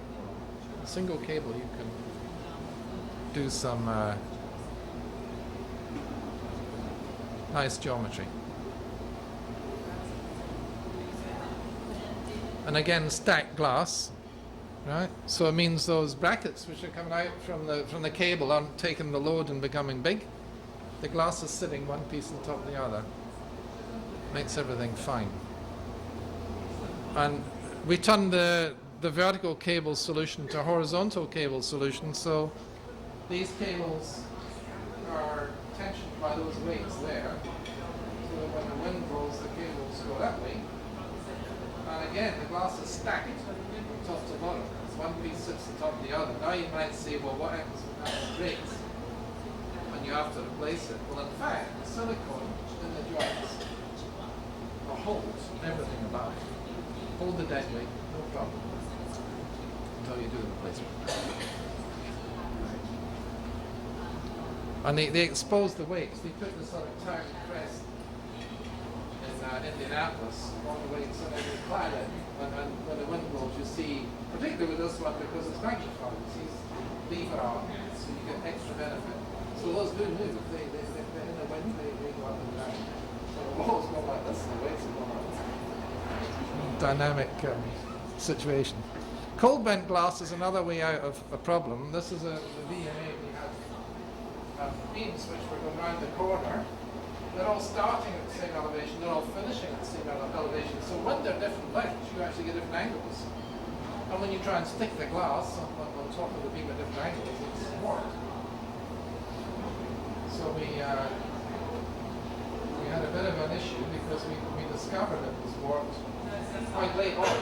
We discovered it was warped to the degree that frightened us, because we took two beams and then we took the panel of glass and we realized with the rectangular panel of glass that one corner had to go down 150 millimeters below the other three to actually fit the geometry. And we thought, oh my God. So we did the numbers on the glass, and actually the stress was fine. And then we thought, well, what about the edge seal? So it was too much curvature for the edge seal, with this piece coming down. But when we were playing with a bit of card, actually, we realized that the edge did not curve like that. The edge, when you twisted it, remained straight, which is a kind of, you think, really? This is not intuitive, right, initially. Jennifer's intuitive, she was, right? But, it was funny, but that was the canvas. It was like 6 inches of thing. So when we saw it was straight, we thought, well, actually, let's, we better do a test. So we got a piece, and there's it, it's 3 meters long, it's 600 one end, 800 the other end. And we put it in a machine. Right, we held it here, and then we worked out it would take one person like 75 kilograms, so Howard, one standard engineer at 75 kilograms, stands on corner and actually brings it down exactly 150 millimeters. So I hope you all feel suitably sick when you see that unit and think, that is glass, oh my God. What is it doing? And it's doing that, and those edges are straight. They're straight. So we went back to the client, who was absolutely relieved beyond belief, because the cost of making glass specific to these shapes is all different. But take a simple panel and bend it. Suddenly you can, there's no cost. No cost. It's a flat panel. There's no cost for extra curvature, let's say. No extra cost. And so they were able to build it. Grid shell structures. This is another thing about closing the gap, right? Closing the gap between knowledge or between responsibility. The facade contractor for this project was given the design, and the design was steel structure, which was two 300 millimeter deep beams crossing each other like that, then a 300 millimeter gap, and then a 300 millimeter zone for the aluminium framing for the cladding. And the cladding was not like that, it was rectilinear. because he thought that was the cheapest thing to do. And it's a cool house building, and that's his philosophy. Just slap it on, put it together. All right to a degree, except when the cost came back, and the guys doing the cladding comes up with $23 million against a budget of $12 million.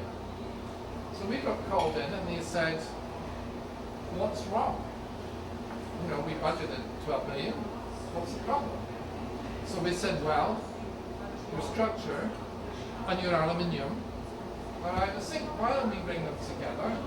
Because the structural engineers, this is a nice thing, the structural engineers, we can say, "You don't need to do that with the steel, let's put it all in line." Which he did. And we then said, "You don't need a 12-inch, a 300mm gap between you and the aluminium, let's bring them together." Which we did. So we changed the wall dimension. That in itself must have saved a fortune from that perimeter, from being 1200 to like 340, 380. And we then said, "Let's cut the glass to the diamond shape rather than the square." And they said, "That'll cost a fortune." We said, "Well, let's see." And we got Sealy, one of the best facade contractors in the world, from Germany, to price it 13 million. And we got it done. And that was to do with taking responsibility for the gap. Right?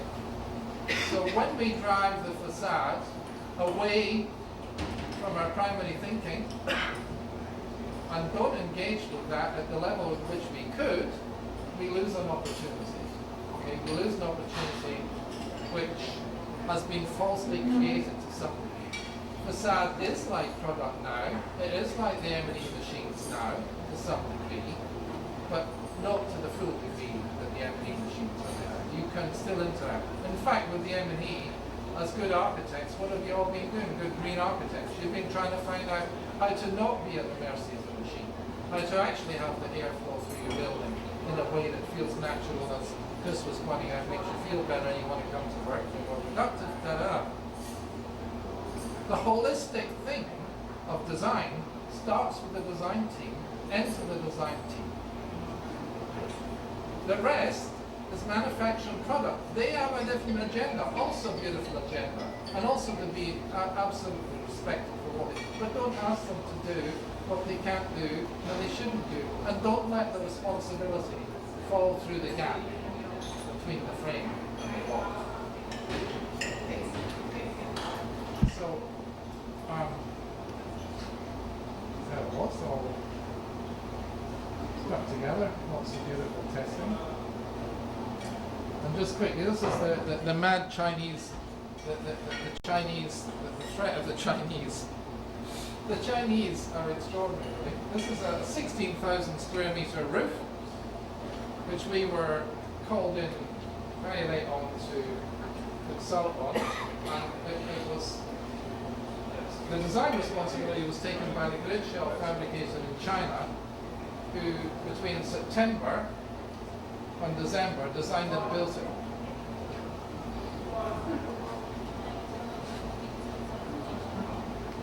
What does it mean? I don't know, but it means there's an enormous optimism and energy in China this time to do stuff. There's a great horror that they do stuff by cutting corners all over the place, and you get shoddy stuff and whatever. But I've had a couple of opportunities to work closely with a Chinese company and really tell them what we need, and we got it. And even the Apple stuff, which could only be done by Sealy in Germany because it's so beautifully done and perfectly done. Chinese company learned to do it in 3 months and learned to do better. Where they just inspired. They want to do it. They want to do it. And so, a lot of my clients, I don't want a Chinese problem of quality, but that. No, it's not necessarily true. In fact, not true at all if you can get in and get control of it and tell them what you really want.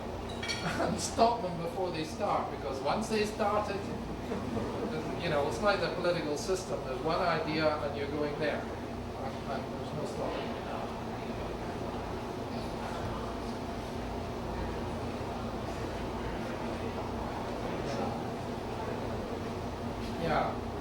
is a wall that supports a steel roof, and it's all glass. You know, it's really strong stuff, this glass. It's just great.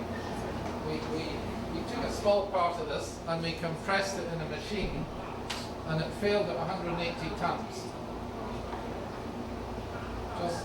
It broke in a way you'd never imagine. It's laminated glass, and it broke right down the middle of the middle piece. Well, how about that? Classic for engineers, Poisson's ratio. You know, broken tension. You're putting compression here. The tension's actually pushing out there. That's spun. And it went right down. Never seen anything like it. And with 10 mil, 10 mil, and 19 mil. So, Like channels. How is it fixed on the bottom? oh, channels. Yeah, these are the- Sorry, channel at the bottom, and there was a bolted channel connection at the top.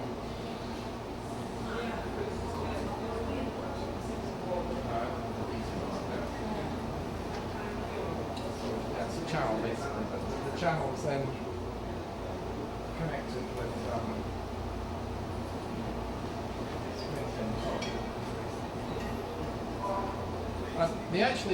they built an air control tower. They didn't want any columns, they didn't want any mullions. So and this is insulated glass holding the whole roof all the way around. So they have no visual interruptions. They can move 360 degrees. That's it. And that slide of, these are vertical glass panels onto which they've hung cars. So it is mighty strong stuff, but what happens when it rains? Just always remember. Okay, so thank you to our sponsors.